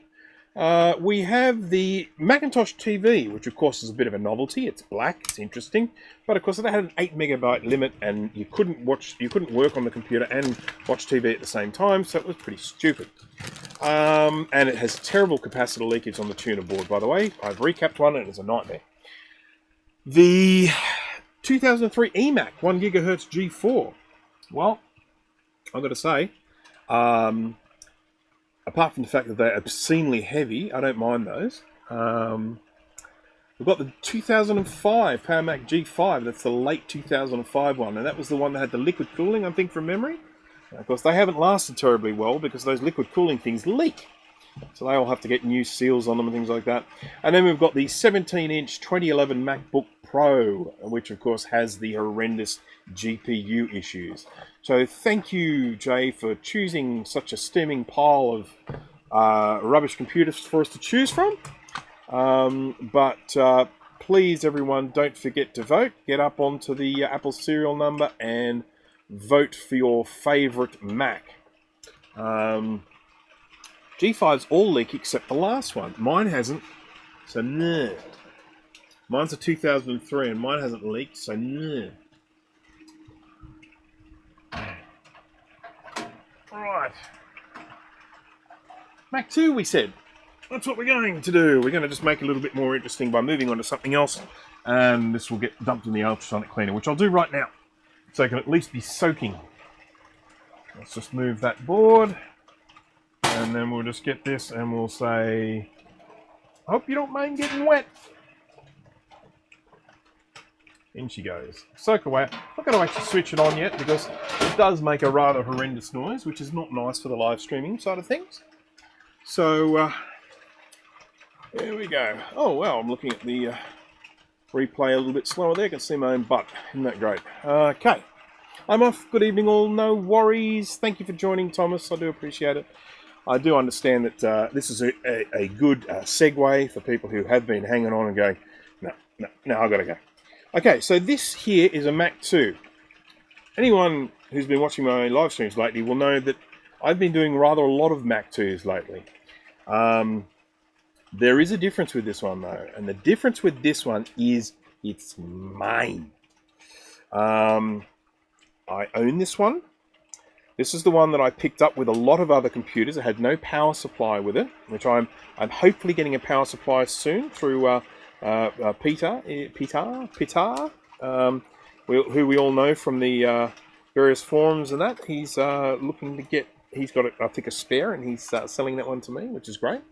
Actually, I might be doing a contra with him for that. I think I might be doing some recapping in return for the power supply. But anyhow, 256k sims. So this has 1 megabyte of RAM in it. It will have more than that when I'm finished. But anyhow, so this board here I got with a big batch of computers. There was no power supply, but what was in it was a 68040 radius rocket. So that really made up for any anything that might have been missing. Okay, off. There's some photoshopping to do. No worries, Dana. Thank you so much for joining. I do appreciate it. And I look forward to whatever photoshopping thing you are going to be doing. As anyone who is not familiar with Dana's work, you really should check it out. It is absolutely fantastic stuff. And no, this Mac does not work. I can tell you this does not work. I haven't tried, but so right. Let's just go here to. It's actually, we've got some decent rain happening at the moment, which is great. We really need it. Now, here's where the problems are, as you can see. And this is really common on Mac 2s. Pretty much every Mac 2 I've ever seen has this same problem. It has all these corroded traces hanging around where the batteries used to live. And I'm going to have to do some scrape here. I may not finish this in this live stream because this looks like it's going to be a big job. Whew. We don't like green. And the reason why we don't like green is the byproduct of corroding copper. So when you see green, it's usually an indication that there's probably going to be a break in the trace. If you see a black trace, it could be broken, but often it's just a little bit of surface corrosion that you can kind of scrape off and move on. When you actually see the green, it's an indication that copper's kind of been eaten into. I'm going to get these little pins from the batteries taken out. So the batteries have been removed. That was the very first thing when I first got this Mac 2. I literally got the Mac 2 home, had the batteries on it. I grabbed the snippers, snip, snip, off they came. So I am now going to get these pins out. Oh man, come on. Is there any left in this thing? No, I think we're done. No, we're done. Alright, time to move on to the new syringe. Squidge. Oh, doesn't this look nice? It's a lovely colour. It's beautiful. Right, let's get some solder. We need a great big blob of solder here that I'm going to put on the pin. I want to heat the pin up. And a good way of heating a pin up is getting solder all around it. And then I'm going to pluck it out with some tweezers.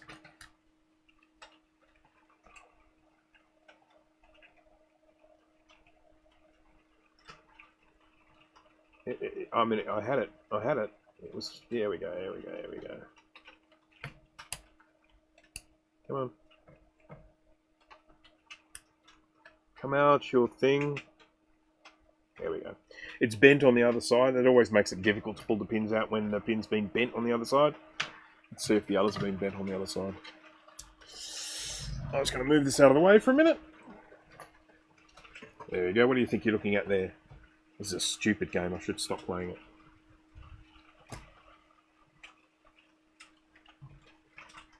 It does feel nice to hear this rain. I will not deny. That should make the pins a little bit easier to remove.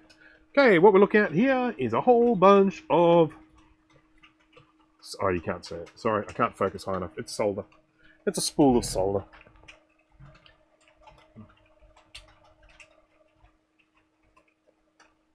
Right, this is the next pin. I'm going to hit this with some flux. Now I'm going to have to see just how bad this is, because what I really don't want is I don't want the corrosion to continue under things that are difficult to remove, because that makes me grumpy. I haven't taken the caps off this either. I should probably do that.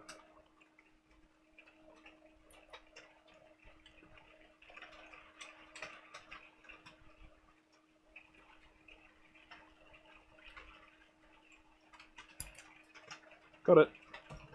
Lost it, but it came out. When you use a new syringe, when you're just using it like a brand new syringe, it often leaks. You know, it just sort of oozes out even when you're not using it. And so you end up grabbing the syringe and it's just got goop everywhere. Last one.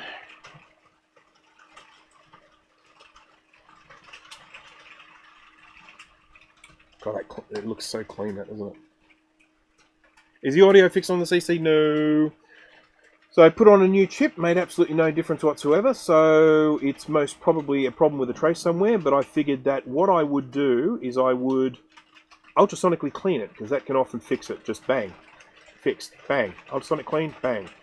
So I thought, why go around spending all this time continually working on it when it might just get fixed with ultrasonic cleaning? So it is in the ultrasonic cleaner. And we have moved on to a Mac 2 here. Because as we know, I do a lot of Mac 2s. Frankus Creations, the house of Mac 2.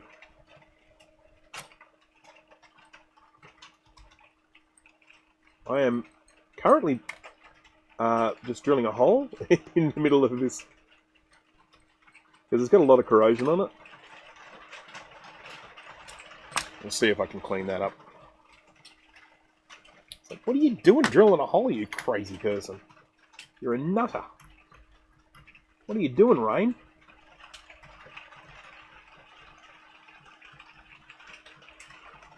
Right. Get some...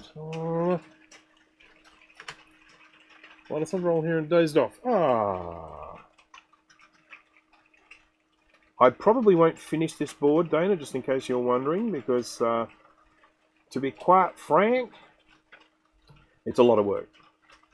And I think it's probably more work than I am prepared to do at this particular moment. And probably more work than people are prepared to watch at this particular moment. This one is my board, and it has lots and lots and lots and lots and lots of trace damage. Consider myself super lucky.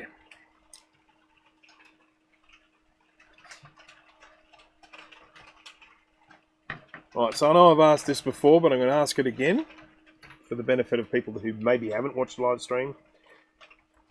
If you're a collector of these Macs, what's the one that you're after that you still haven't been able to find?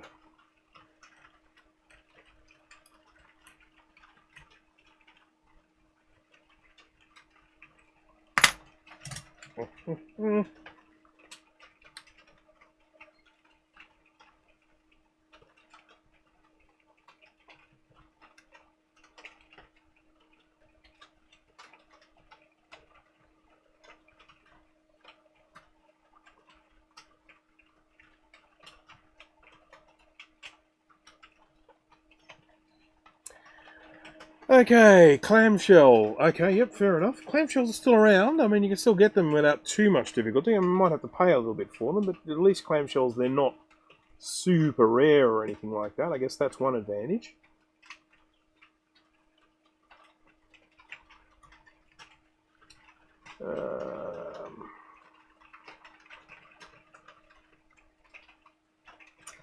I was feeding lots and lots of solder into this hole to try and clean it up.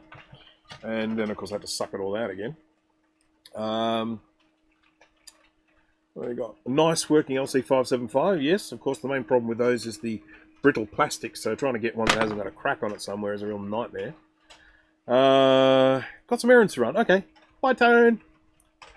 I'd love to find my childhood 386. Yep, no worries. Yeah, it does really come down to the nostalgia, doesn't it? I mean, we sort of talk about this all the time about what is it that makes people collect these things, and it just often has to do with growing up using particular computers. I mean, for me, my very first computer that wasn't the first that I used, but the first that I owned was a VZ300 Don't look it up, you won't find it. It's a computer available here in Australia. It was a variation of the laser computer. And it was sold by an electronics retailer out here called Dick Smith Electronics. So it was a VZ200 was my first, and then I got a VZ300 after that. And of course, I've reached a point where, you know, I got to a certain age where I was like, oh, I really want one of those. So obviously, sure enough, I went and I hunted one down.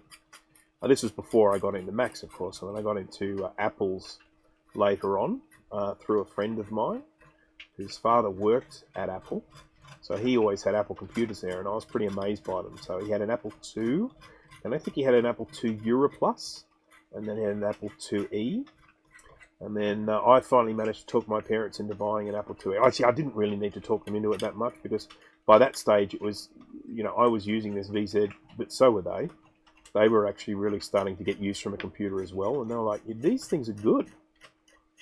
And so they bought an Apple IIe. Obviously, they were teachers, so that was a lot of the, you know, the computers that were being used in schools at the time. And so yeah, we got a IIe. And then the first Mac that we got as a family was a Macintosh Classic. But by that stage, I think I was probably working with Macs professionally, or maybe not. I'm not sure. But yeah.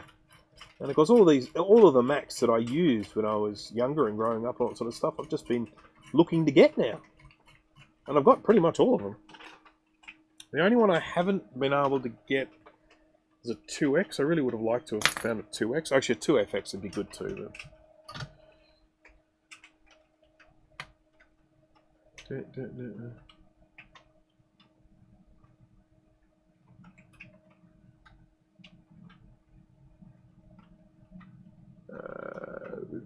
admit defeat on the original Color Classic logic board. Never! Never admit defeat.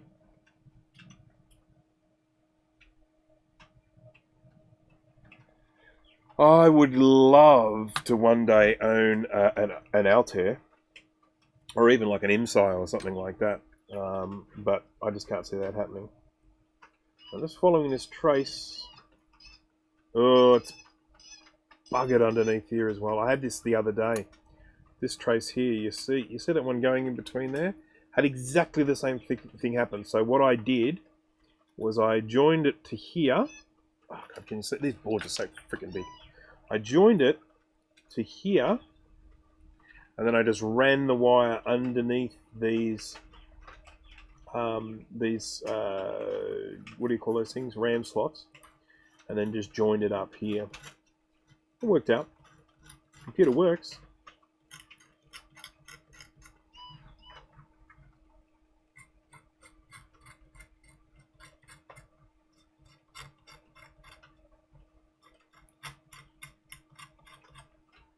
Oh man, welcome to the Scrapey channel.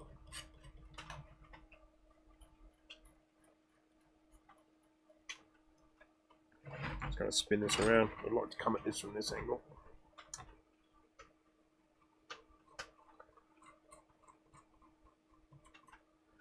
What time did I start streaming?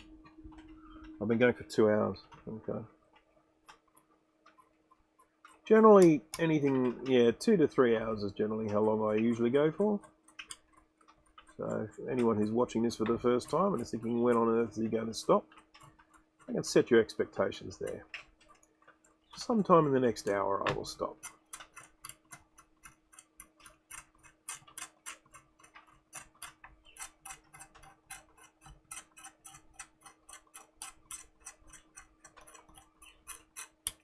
So all of this stuff that I'm exposing is going to get covered up again, whether it be covered up by tinning it with some solder or painting on some UV solder mask, which is, you know, I'll probably do both with some of these actually. Look at this one. It's so funny with these Mac 2s that they all get corrosion in exactly the same spot. These diodes here, and there's a transistor here as well. You've got Q2, D2, D3, D4, D5, D6, and Q3. These are all part of the startup circuit. So with the corrosion that we're seeing here, there's no way this computer will start up when you press the power button. No way, Jose.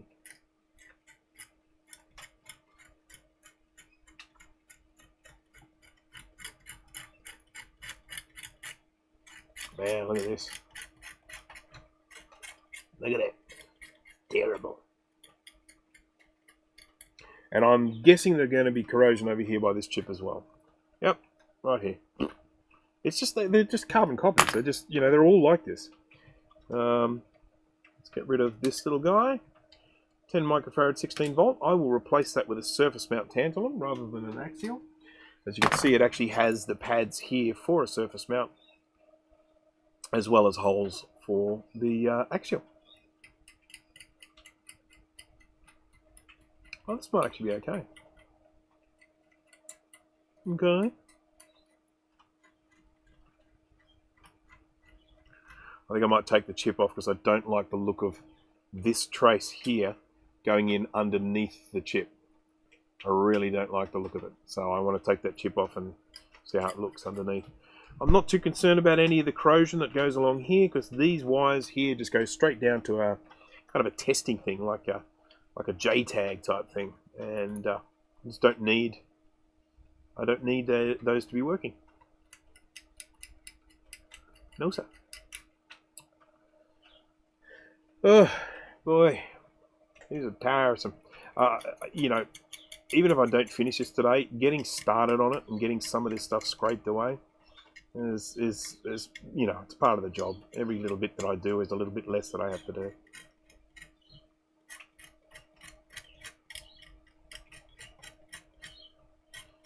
So, the corrosion we're seeing here is primarily brought about by the battery.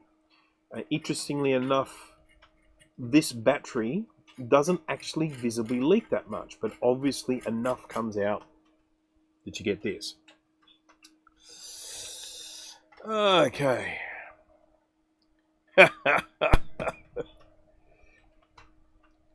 Do I ever get anything remotely modern in for repair? Yeah, I do. I've got an iMac here at the moment.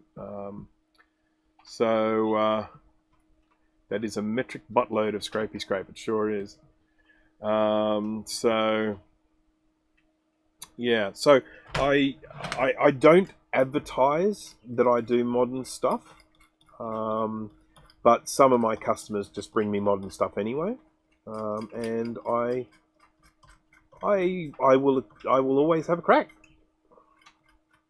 The one thing that I don't look at is a monitor, CRTs, which includes G3 iMacs, and that is purely a space-based issue. I just don't have anywhere to put them. I'm working out of home. I'm not working in an office. I just have limited storage space. And when someone brings a monitor to me, it's just really hard for me because I've just got nowhere to put it. I might just remove some of these caps while I'm at it, while I'm here. These are the electrolytic caps that actually have the information about the cap, you know, the rating and the capacitance and the voltage rating, written on a little yellow sticker wrapped around the chip. And so when you melt them off with a hot air station, that yellow thing gets all sticky and stuck to your tweezers, and it's awful. You can see it coming off there.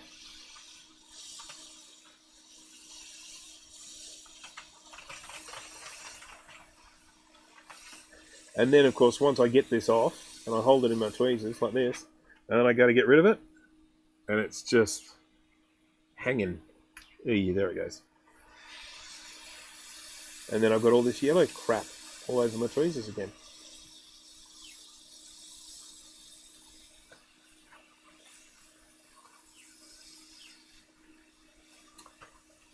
Come on. Come on. Thank you. Couple of little knobs of a component adhesive there. That's what those little white things are. See? Stuck.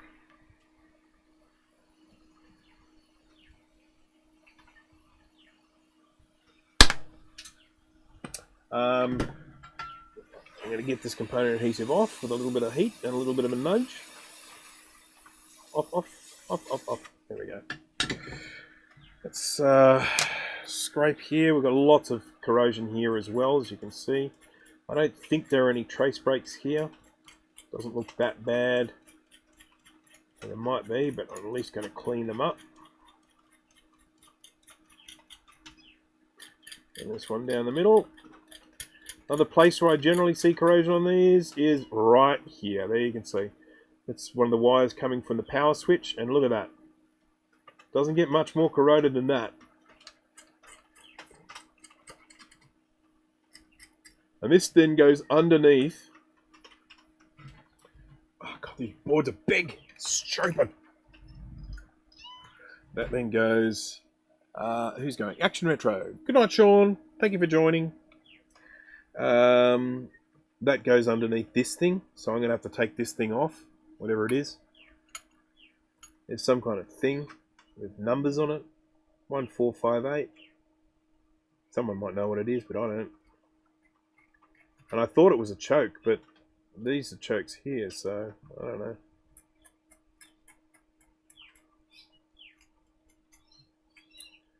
So this is going to have to come off so that I can run a trace repair up under there and along there and there and down there and there and there and there and there. Now, of course, that's only involved in the startup circuit. I mean, I could actually potentially fire this computer up without that trace repaired, just by hot wiring it. But I'm all about fixing these things.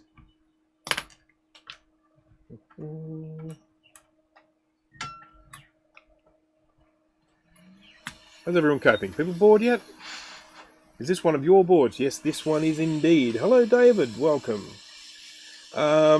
This is my board. It is... I have been working on a lot of Mac 2 boards, but because they've been other people's, and because I've had so many of them, I haven't worked on mine. But I thought today's the day. This corrosion's not getting any better.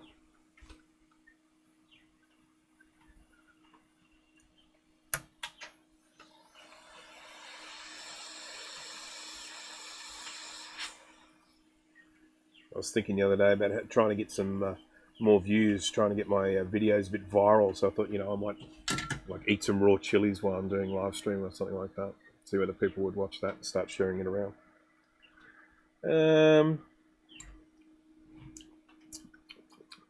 I'm hungry. I'm gonna have to stop this soon so I can eat something.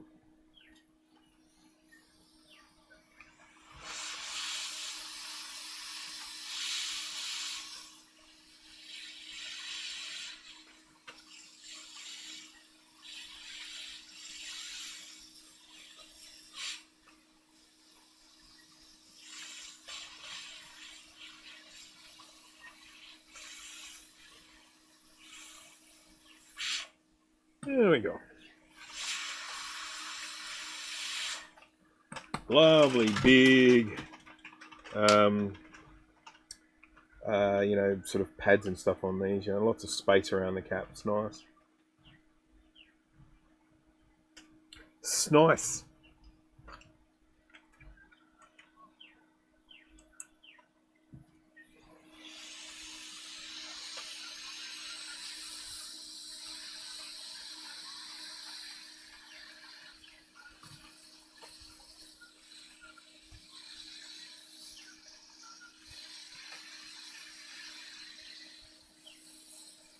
Come on.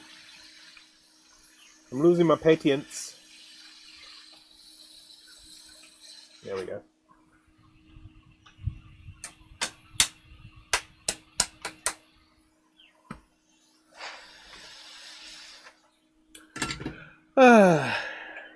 You need to look bewildered and scream about the lamb sauce.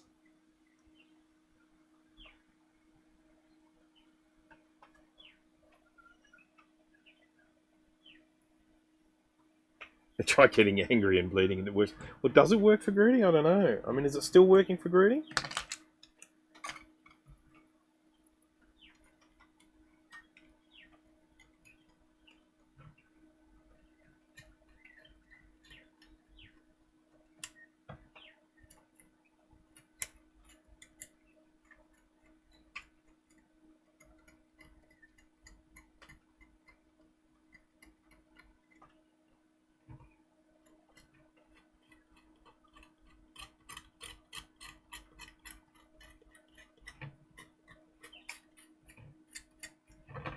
I feel like I should just get my Dremel out for some of this.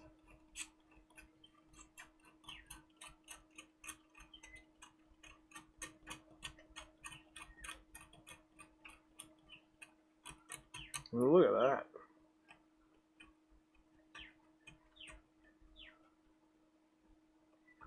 I wonder if I can just tear that copper out and replace it. So bad.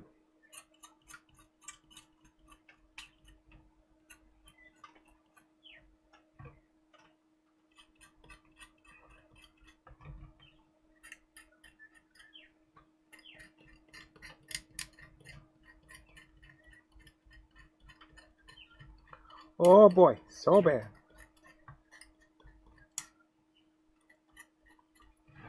Flip him around. Wow.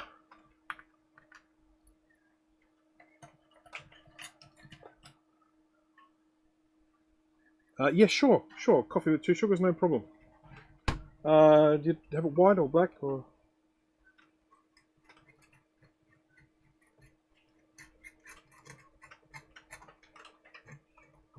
Actually, I could go at coffee right now. Far out.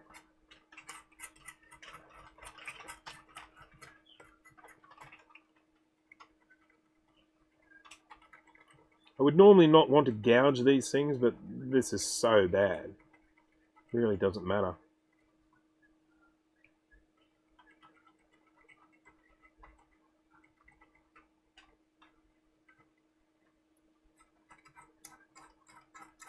I'm going to have to paint like a gallon of UV solder mask on this when I finish.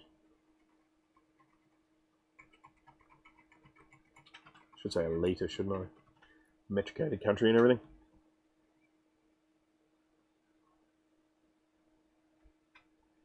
We still do use the word gallon sometimes, you know, as a describing a quantity of something, you know. I wouldn't necessarily say, we wouldn't say it if we were actually telling you how much something is, but we might use it if we were, I don't know, trying to, you know, say, oh, how much did he drink? Oh, gallons, you know, something like that.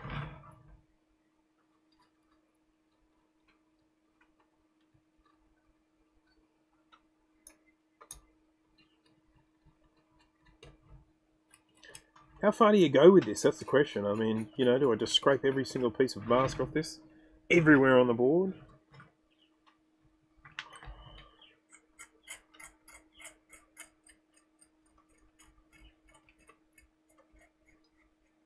I had someone watch one of my videos recently and leave a little comment.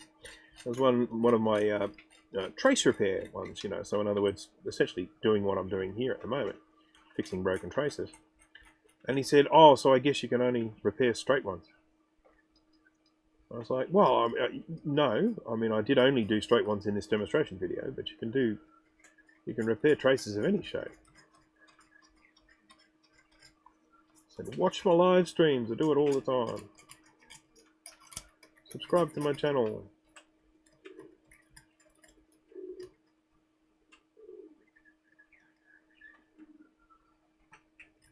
Give me money.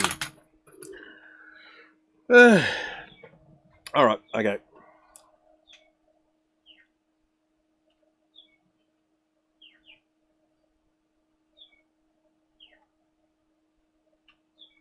Alright, hello. So, we're dealing with a Macintosh 2 here, for the benefit of anyone who might have joined recently. I'm just going to check on the viewer numbers here, because we got up to about 50 there for a while. 41. We've dropped down a little bit. Fair enough. That's fair enough. So, yeah, this is a Mac 2 board. I started with a Color Classic II. We're having some sound issues with that. I've got it in the ultrasonic cleaner. It's not actually cleaning, but it's soaking. I will run the ultrasonic cleaner once I finish live streaming, because I don't want to do it now because it's so noisy that it annoys me. So I moved on to a Mac 2. This is my Mac 2. I got this with a bunch of computers that I bought, and it has some rather horrendous trace damage. And I'm just in the process of cleaning that up at the moment. And that process of cleaning up involves me scraping off the mask, trying to expose clear copper wherever possible. I'll then generally get a bit of wick like this and give it a bit of a rub. And what that does, at the end of that process, I can see any gaps in the tinned area of the trace, I know is either a trace break or I haven't cleaned it properly. And so it highlights to me areas that I need to clean some more, or areas that need trace repairs. I'm seeing nice smooth solder. I know that one's okay, usually. Okay, so let's have a look then. Might just give it a little bit of a clean with some isopropyl alcohol.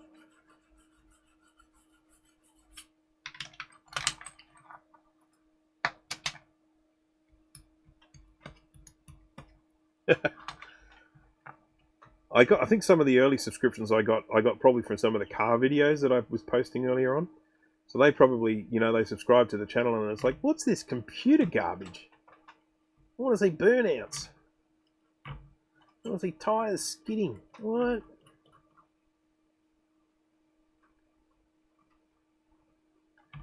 So this one's definitely going to need to be repaired. Make no doubt. Third one up. This one here needs to be repaired, at least underneath these here. So this one here definitely needs to be repaired. How far will it need to be repaired? I'll have to keep looking.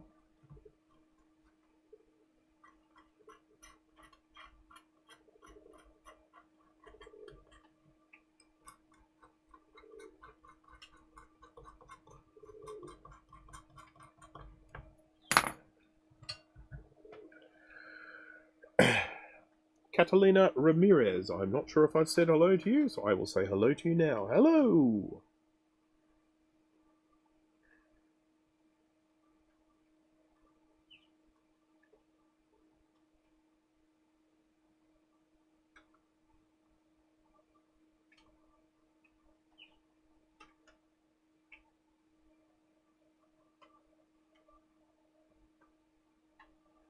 Need a bit more solder.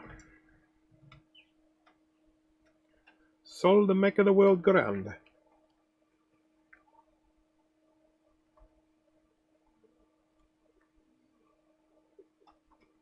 It just looks like a mess at the moment, but from this mess we then do get sort of a clear idea of what needs doing. And then basically work my way through it. This is going to come off sounding really arrogant and perhaps a little unwise to say it, but I have not come across a Mac 2 that I have not been able to repair yet. And I'm really hoping it's the same with this one, because this one's mine.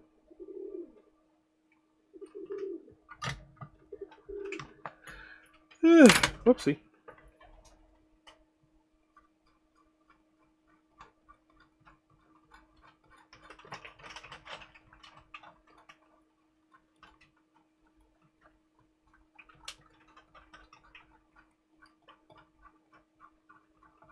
Oh, actually, that reminds me. The last Mac 2 I was working on had terrible trace corrosion in some places I don't normally see it. I just want to check in those places now. No. No. Okay, we're good. That's good. I'm pleased. We are getting to the end of part 1 of this particular board. I am going to stop this stream soon, not because I'm tiring of the work that I'm doing, but mainly just because I am so darn hungry. I didn't have a particularly big breakfast, and it's now getting towards late lunchtime. I am also planning to cook a meal for dinner tonight, and I need to go out and buy stuff to make that meal.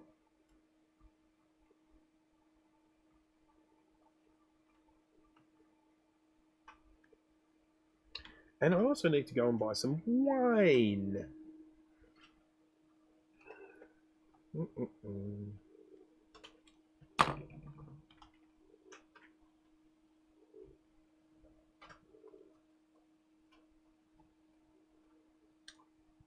Oh, excuse me. Okay, Scotch-Brite pad. I don't know about that for this. I'm not sure how I feel about using a Scotch-Brite pad on a trace.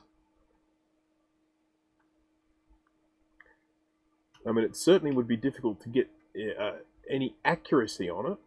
I'd be Scotch-Brighting everything.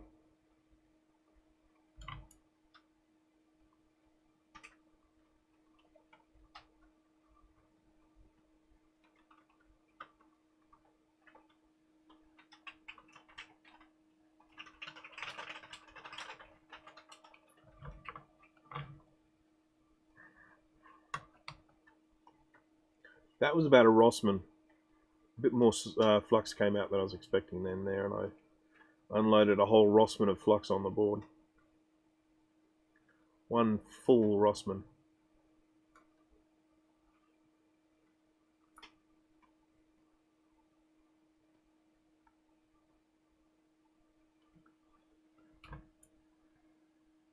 You know, the whole time I've been doing this, my bloody fume extractor has just been floating up around here, and I've just been copying the full force of the fumes. I'm still getting used to having a fume extractor during my live streams here, so just bear with me here while I... see now, look at all that smoke going in there, rather than into my face. Oh, I'm a clever one.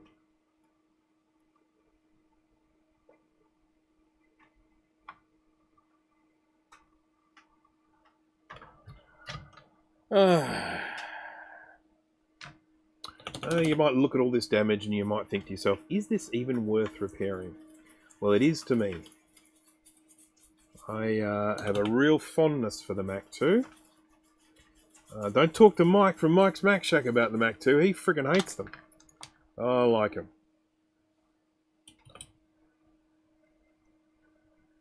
He's a Mac II basher.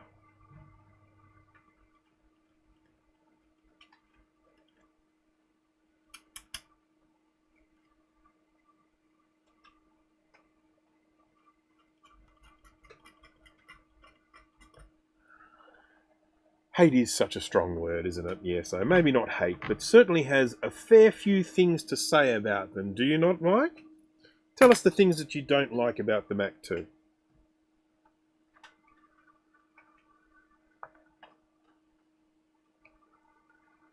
Do-do-do.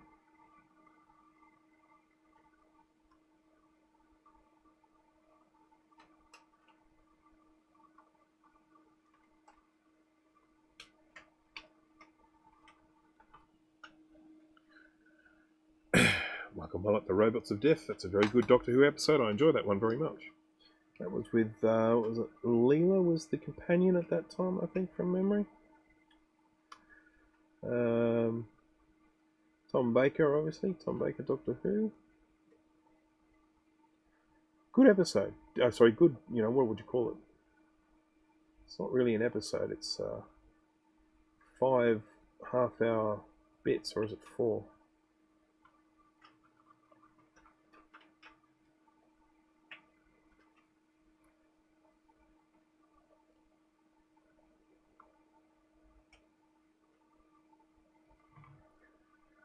Oh, I can feel my tummy rumbling. Food. It wants food.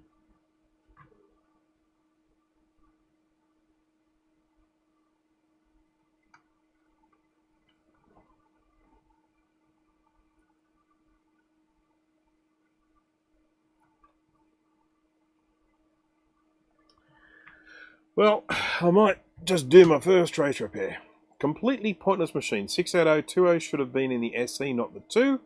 The 800K floppy drives are a serious hindrance with the enhanced power, not to mention. Yes, so what we're essentially saying is what you would have liked to have seen was a 68030 as the Mac II, with the 68882 floating point unit. And then you think the SE should have not had the 68,000 in it. The SE should have had the 68020. That's what you're saying. Fair enough. Okay, let's get some wire. Hello. Oh my goodness. For doing trace repairs. So I just keep here.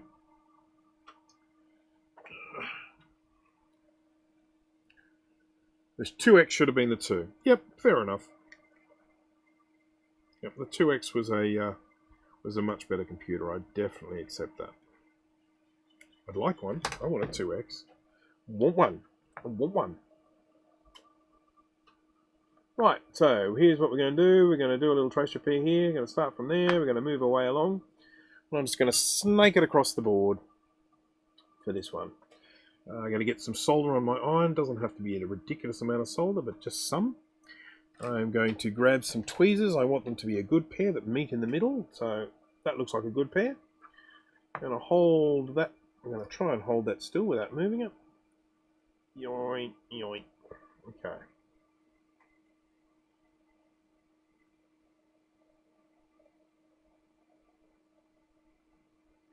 Okay, that's on. Once it's on, it's a lot easier to then tidy it up. And then I'm going to grab another pair of tweezers so I can start manipulating. Justin, thank you very much for that, for the super sticker, much appreciated. I do thank you very much. And the 2 should have been the SC. The SC was just a plus with a hard drive inside and a bigger price tag. 6 out of 3 was available. Look, I like the sound of your logic there. I really do. It wouldn't have been great if the SE was a more powerful Mac than it was. But I'm afraid that ship has sailed. There is naught we can do about it now.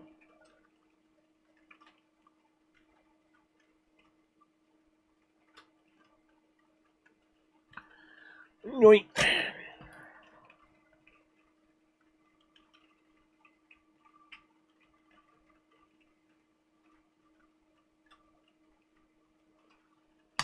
Trace repairs. Doing my trace repairs. Been doing a lot of these lately. Mainly because I've been doing so many Mac 2s. And then of course that SC30. I don't know if anyone caught that SC30 that I did recently. It's in my videos there. It's the ugliest SE30 I've ever seen. Which, you know what? That was just clickbait. I have actually seen a worse one. I have seen a worse one that I was working on in that video. But it was a nasty.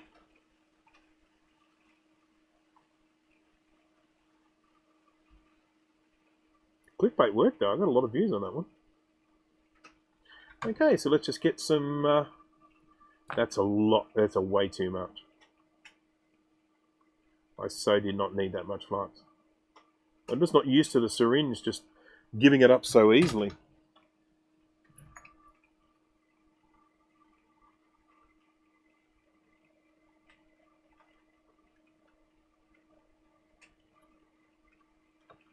And there is the first trace repair.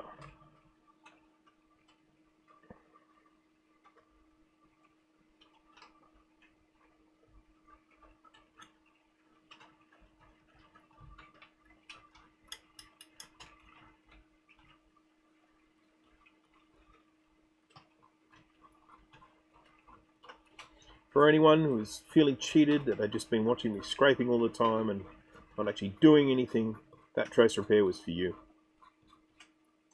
This one's especially for you.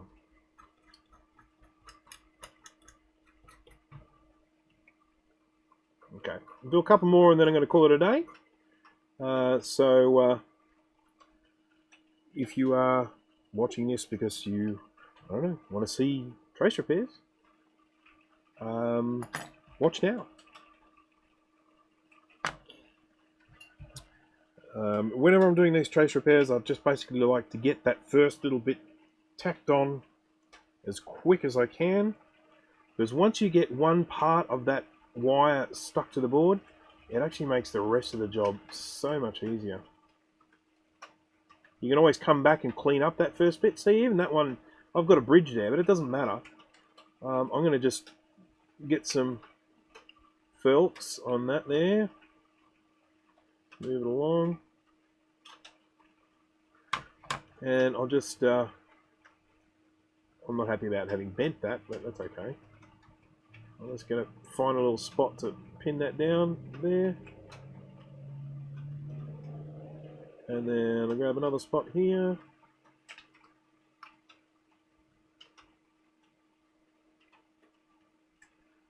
And let's just do a couple little tacks along the way.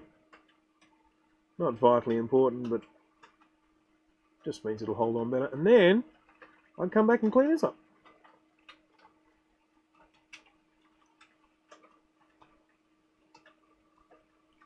Come on. Come on, you're making me look bad. There we go. Okay. I probably didn't see half of that because it was out of view, and I'm sorry, Main thing when I'm cutting these short, when I'm trimming them, I want to trim them without damaging any traces around them, so that always involves some super carefulness. If you're looking at this and you're sort of thinking, my God, that looks so hard, I could never do that, don't worry. There are people that do it. There are other people that can do it for you, so don't freak out.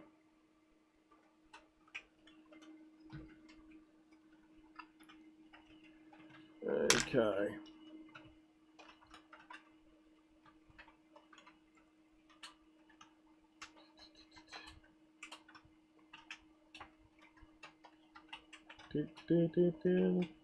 Do not have an SE30 but would love one, yeah. I just count my lucky stars that I have one, because I'll tell you what, if you were trying to get one today, in this country, people are trying to sell them for over $1,000. Crazy.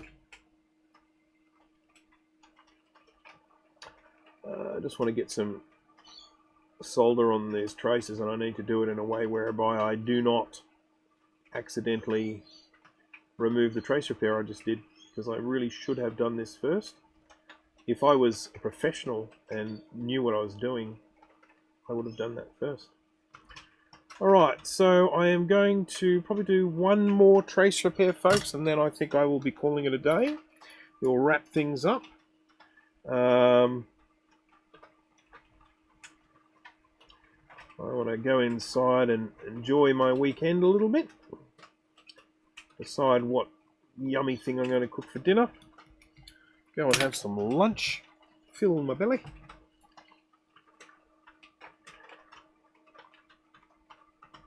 And stop thinking about computers just for a moment.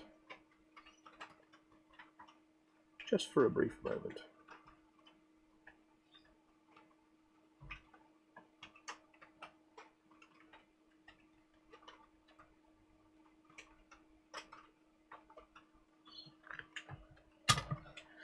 What will I eat? I have no idea. None whatsoever. I will probably ask my wife what she feels like, and we'll turn it into a diplomatic decision.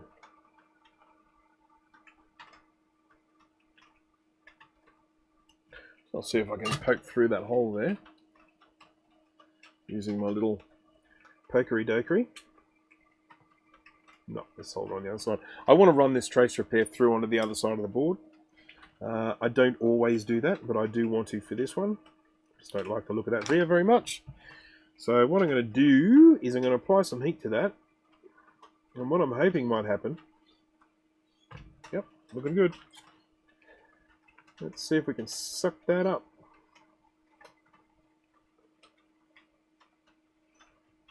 Yay! We've got N-hole. N-hole through the board. Yes, we do. And I've lost my little piece of wire, so I'll grab another piece.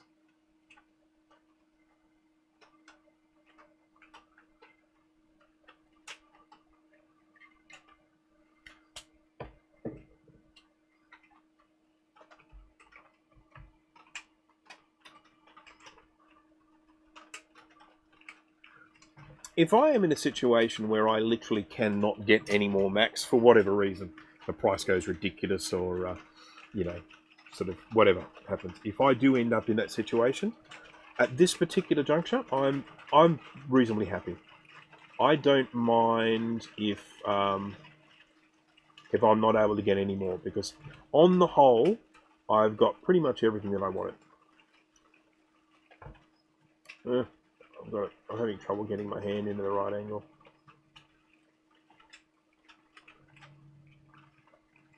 Come on, you thing, you.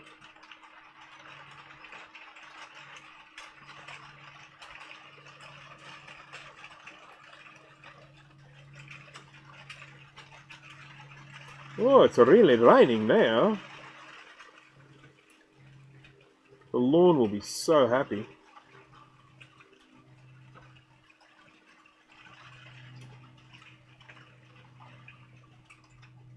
I don't think, yeah, I don't need to go any further with this one.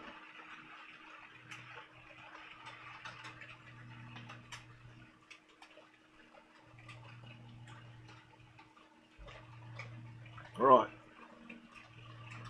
Flux. And tidy, tidy, tidy, tidy, tidy, tidy. Trace repairs.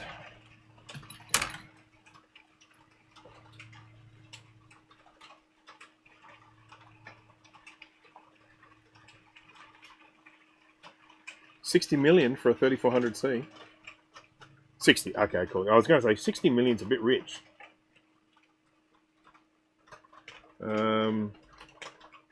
I would think that you know they might be taking you for a ride. But 60 for a 3400C. Well, 3400Cs have got problems if I remember rightly. Does it work?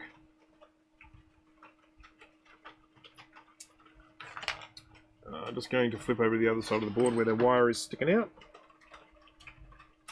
Right here. And I'm just going to attach it onto this trace so it's a little bit secure. Yeah, just like that.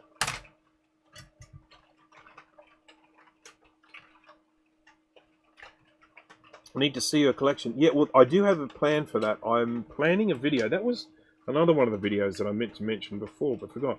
One of the videos that I'm planning is a just a, you know, looking at my favourite Macs. You know, it's fairly self-indulgent because I'm only looking at the ones that I like.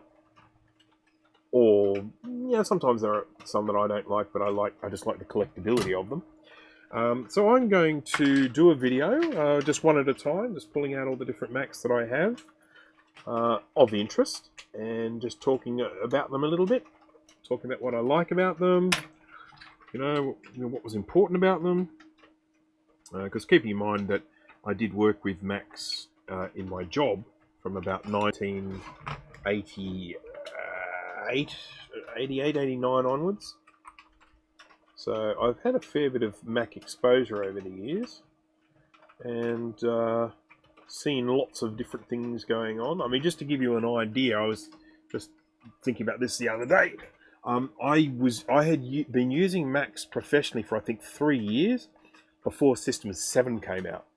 So, I mean, you know, using System 6 for 3 years, I mean, it's hard to believe when I look at System 6 these days. It just seems like a novelty. But it's like, I used to use this professionally. I used to, you know, make things. I used to produce stuff using System 6. I used it professionally. It's like, wow, that's crazy, because it's like, it's so old now. But then again, so am I. I'm an old fart. I say what?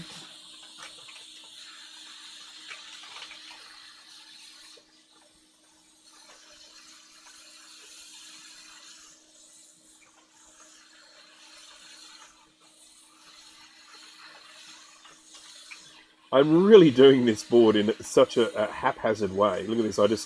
I see this capacitor here and I think, oh yeah, I want to take it off. I'm right in the middle of trace repair and I just go, oh, you know what? I'm just going to take this capacitor off. Yeah, why not?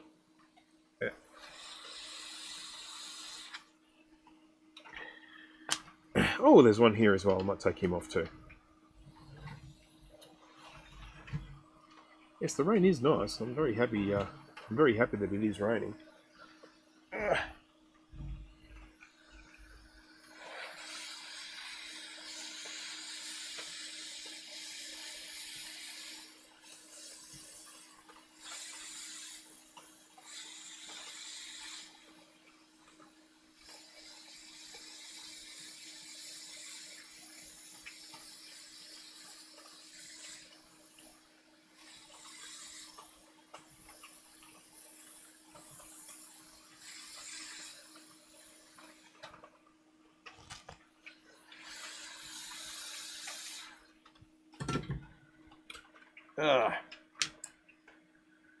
Did those Macs with System 6 have anything special in upgrades?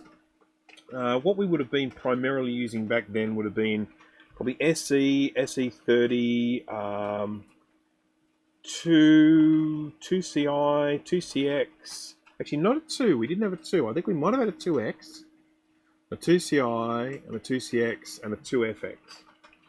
So that's what we would have been using at the time. I think there might have been a plus floating around the place as well, but I don't think that was used for anything professional. That was probably just used for administrative stuff.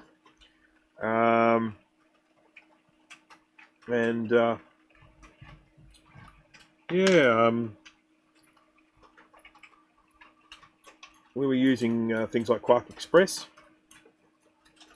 Aldous PageMaker, those sorts of things.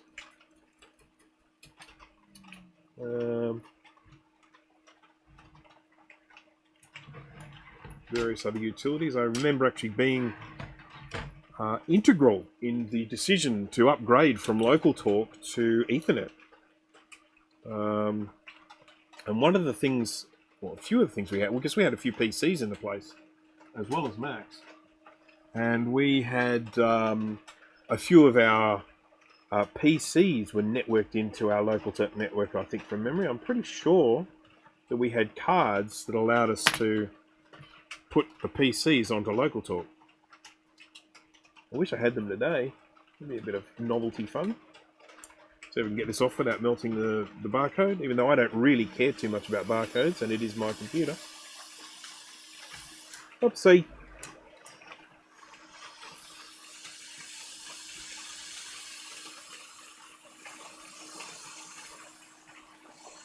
It's pissing down now.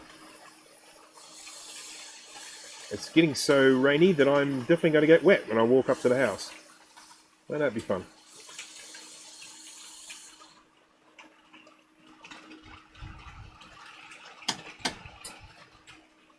So as usual, people, I will, when I continue with the Macintosh Color Classic II, I will put the results of what I'm doing onto my Facebook page. If you have not subscribed to my, or liked, followed, whatever, my Facebook page, there's another nasty looking trace. Please jump on and do that, because I do generally put updates if I'm working on a project and I don't finish it. I generally do put updates on my Facebook page to let everyone know, hey, look, this is what ended up happening. So as I did, like with the Macintosh 2CX I was working on the other day, which turned out to be an absolute nightmare, because it just didn't want to be repaired. But we convinced it in the end. We convinced it in the end that it needed to be repaired. Alright, just taking all these caps off. I mean, I know I probably should have done that before, but I didn't. I'm doing it now. Catalina Ramirez, good night, 10 p.m. Good night, thank you for joining, I do appreciate it. For all the people that are watching this now, where it might be very late where you are, I do thank you. I do appreciate it. We found another broken trace here, so that's a good one.